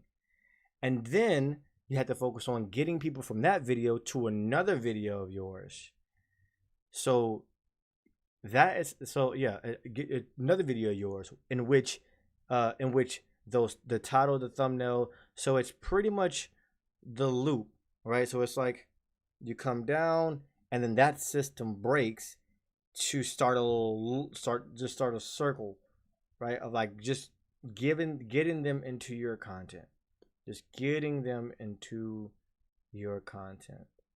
Right? So it starts with the top and it comes all the way down, breaks it down, right? To I'm not even writing this down, so I should be writing this down.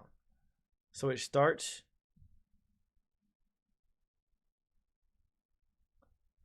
with, so if I were to say something, I'll be like, okay, niche equals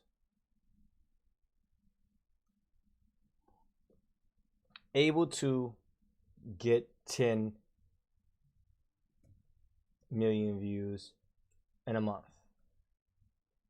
right? Boom, right? Next is topic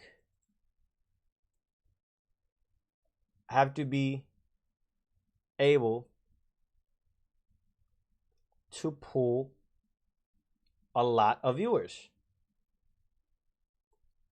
So it needs to be a little bit broader.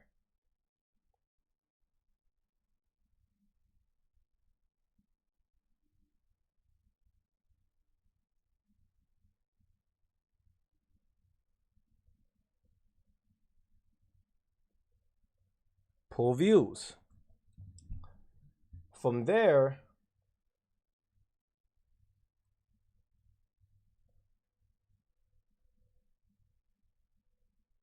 your thumbnails and titles need to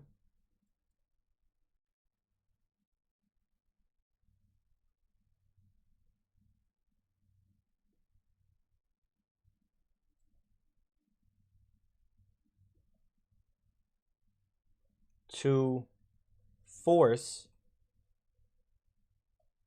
a click, and then your video content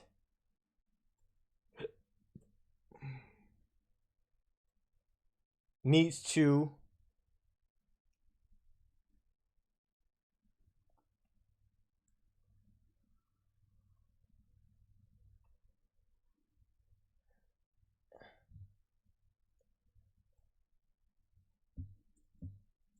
keep viewers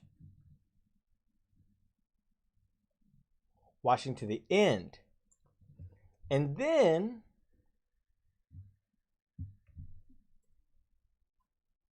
video, what is it called?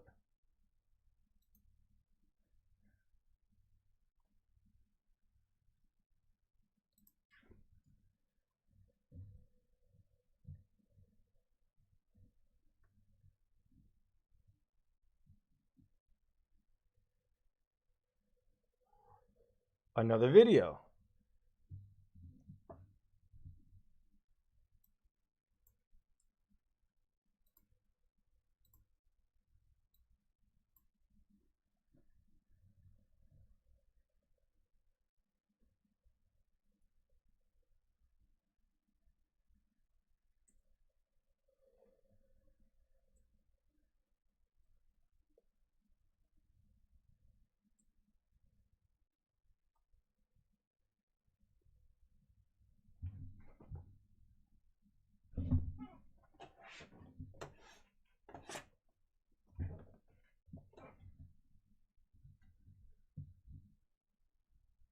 So how would you be able to get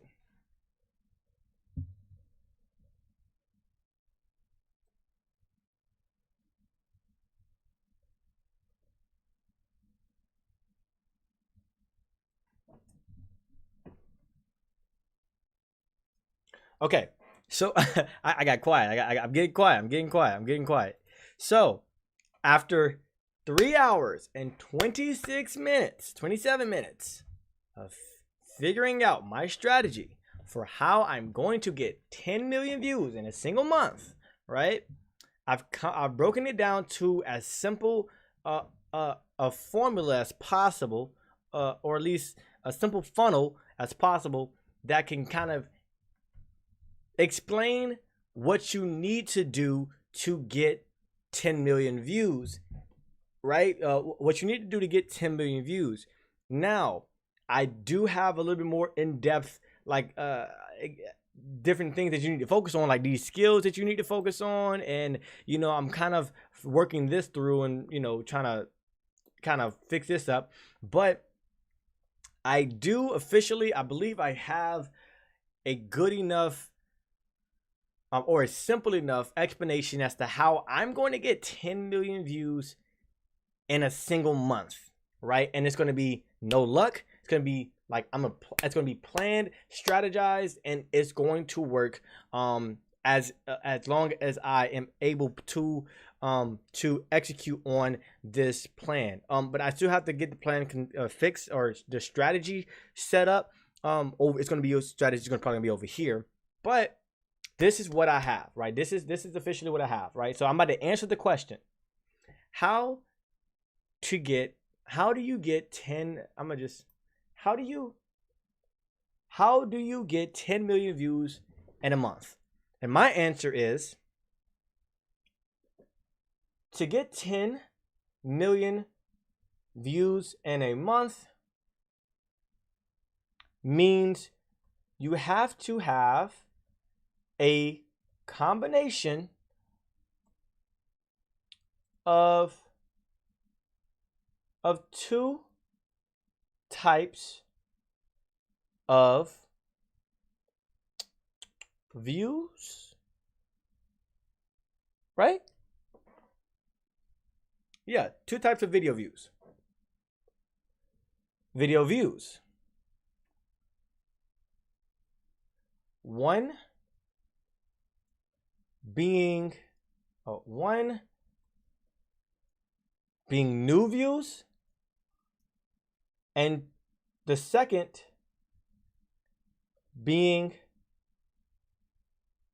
let me just go. Wait a minute. Daily views. Means you have to have a combination of two types of views. Yes. One being new views, or the first being new views and the second being daily views.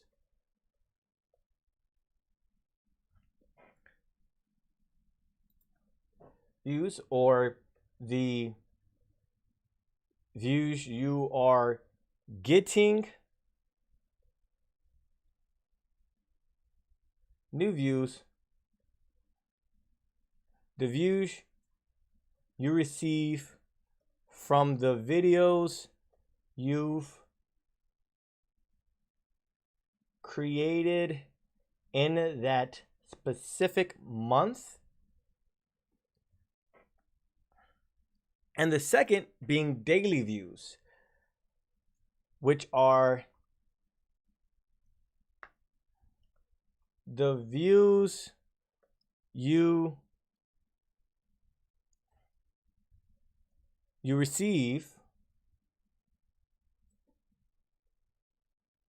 from the daily views, which are the views you receive from videos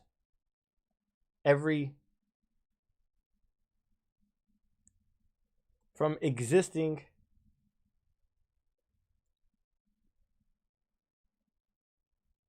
on your channel.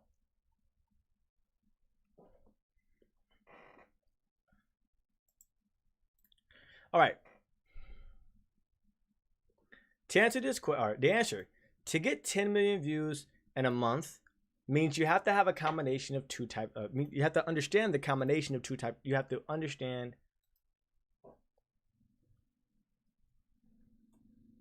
the combination of the two types of video views.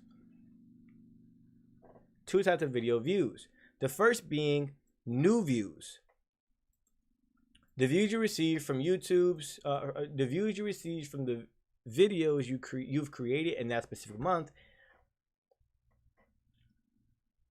And the second being daily views, which are the views you receive from existing videos on your channel.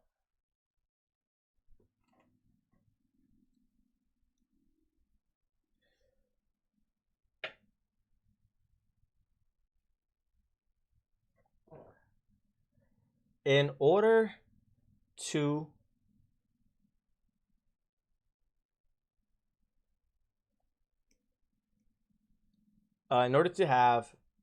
get 10 million video views in 1 month, you must have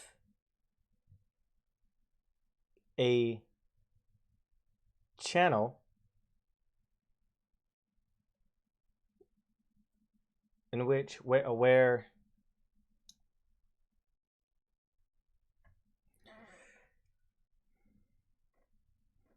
you must have a channel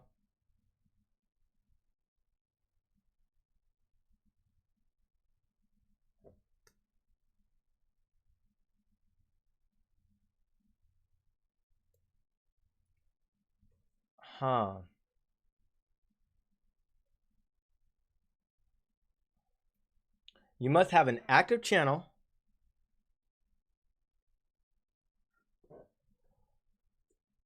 where viewers are coming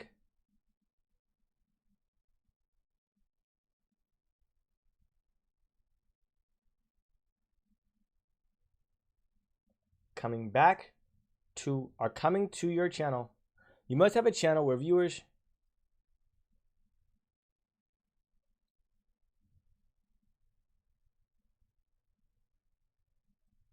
coming to your channel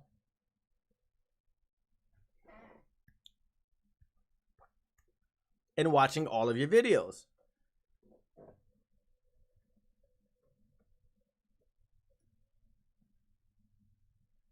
As if it was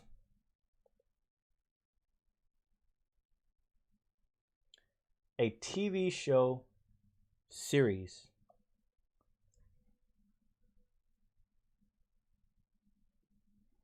A TV series.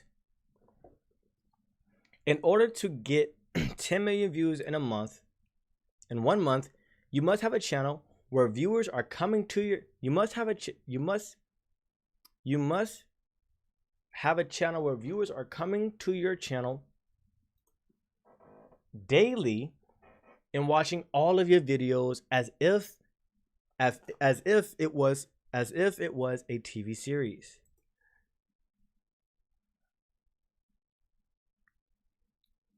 So that's how you get 10 million views. You just have to have a channel. You have to have a channel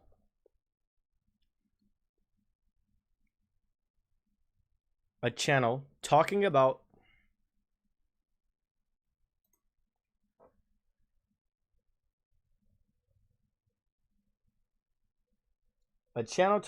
something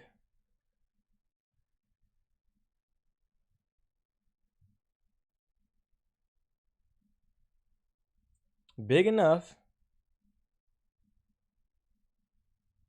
to have 10 million views.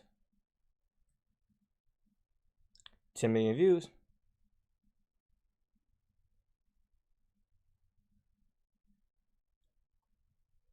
A wide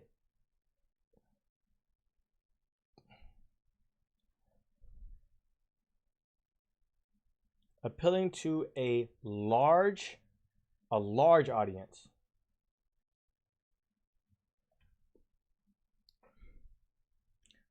Where viewers are coming to your channel daily and watching all of your videos as if it was a TV series.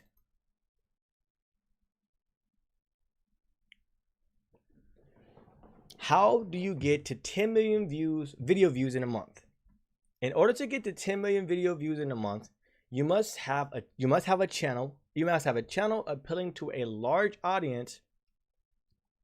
You must have a channel that appeals to a large audience where viewers are coming to your channel daily, watching all of your videos as if it was a TV series.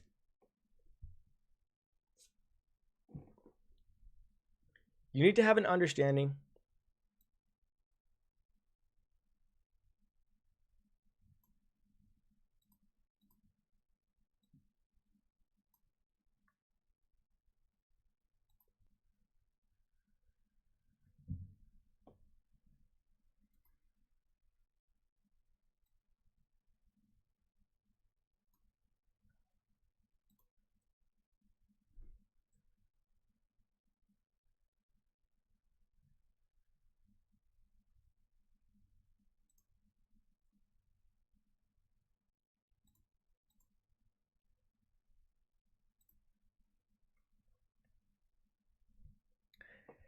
Boom. So how do you get 10 million views in a month? In order to get 10 million views in 1 month, you must have a channel.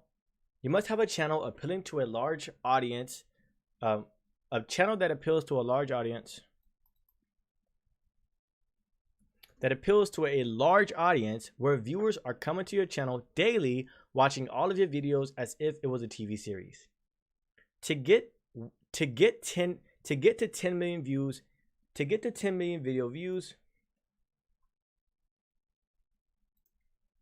To get to 10 million video views in a single month,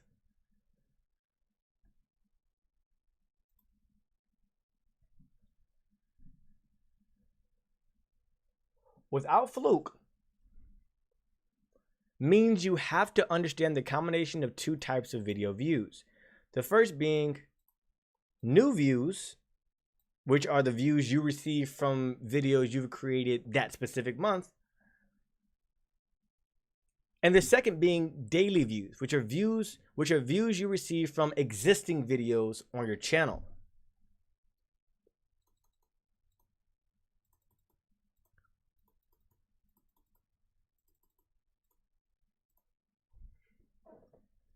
The best ways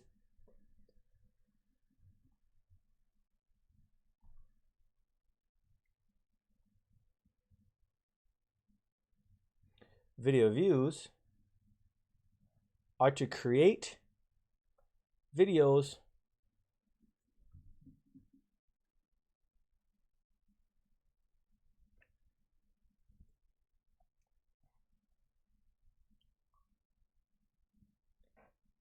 create videos the best way to gain 10 million video views in a single month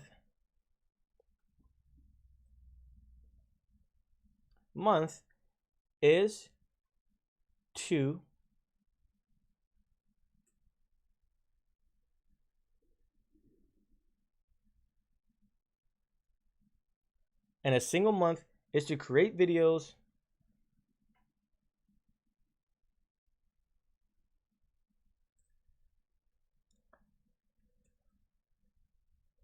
that has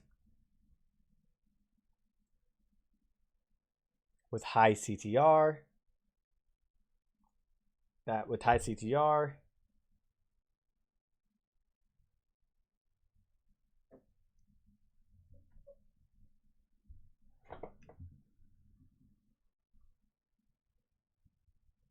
high chance of getting a lot of views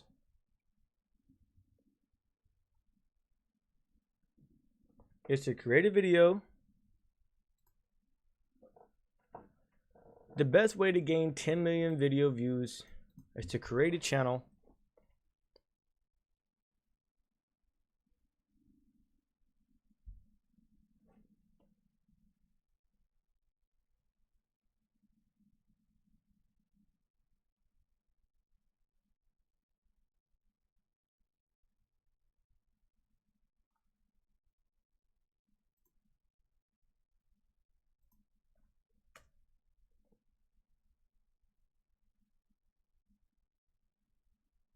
is to create a nest egg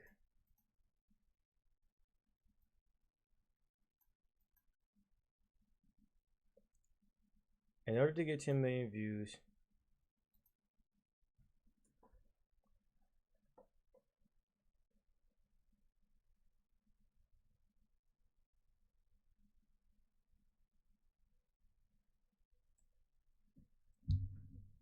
Where viewers have to come back.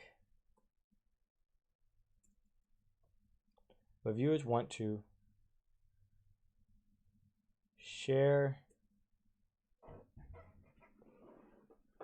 wants to watch,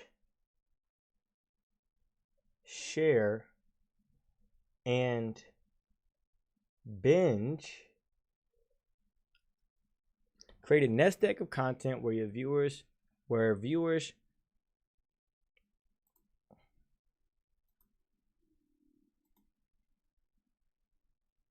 returning viewers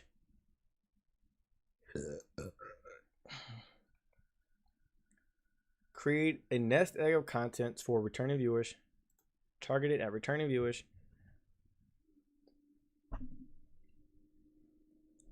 where viewers want to watch, share, and binge each video. It seems like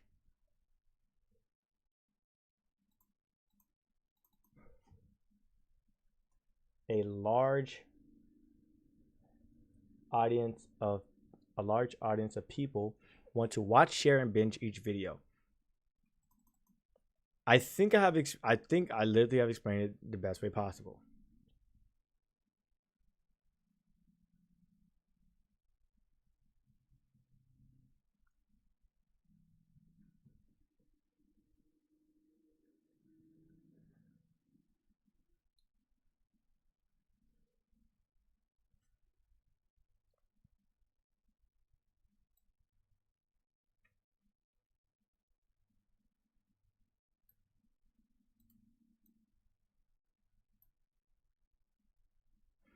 In order to get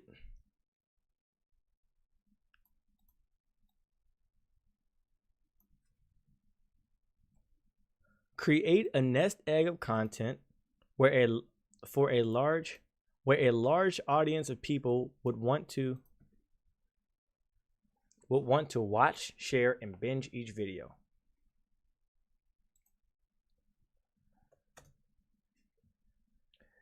Now all it takes is figuring out how to do that.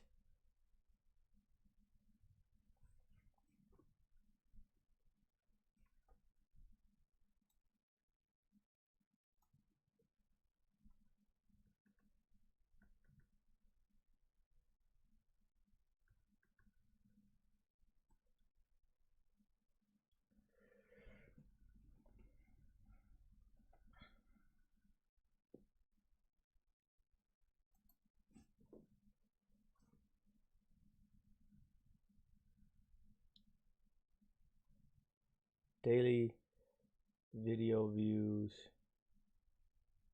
plus new video views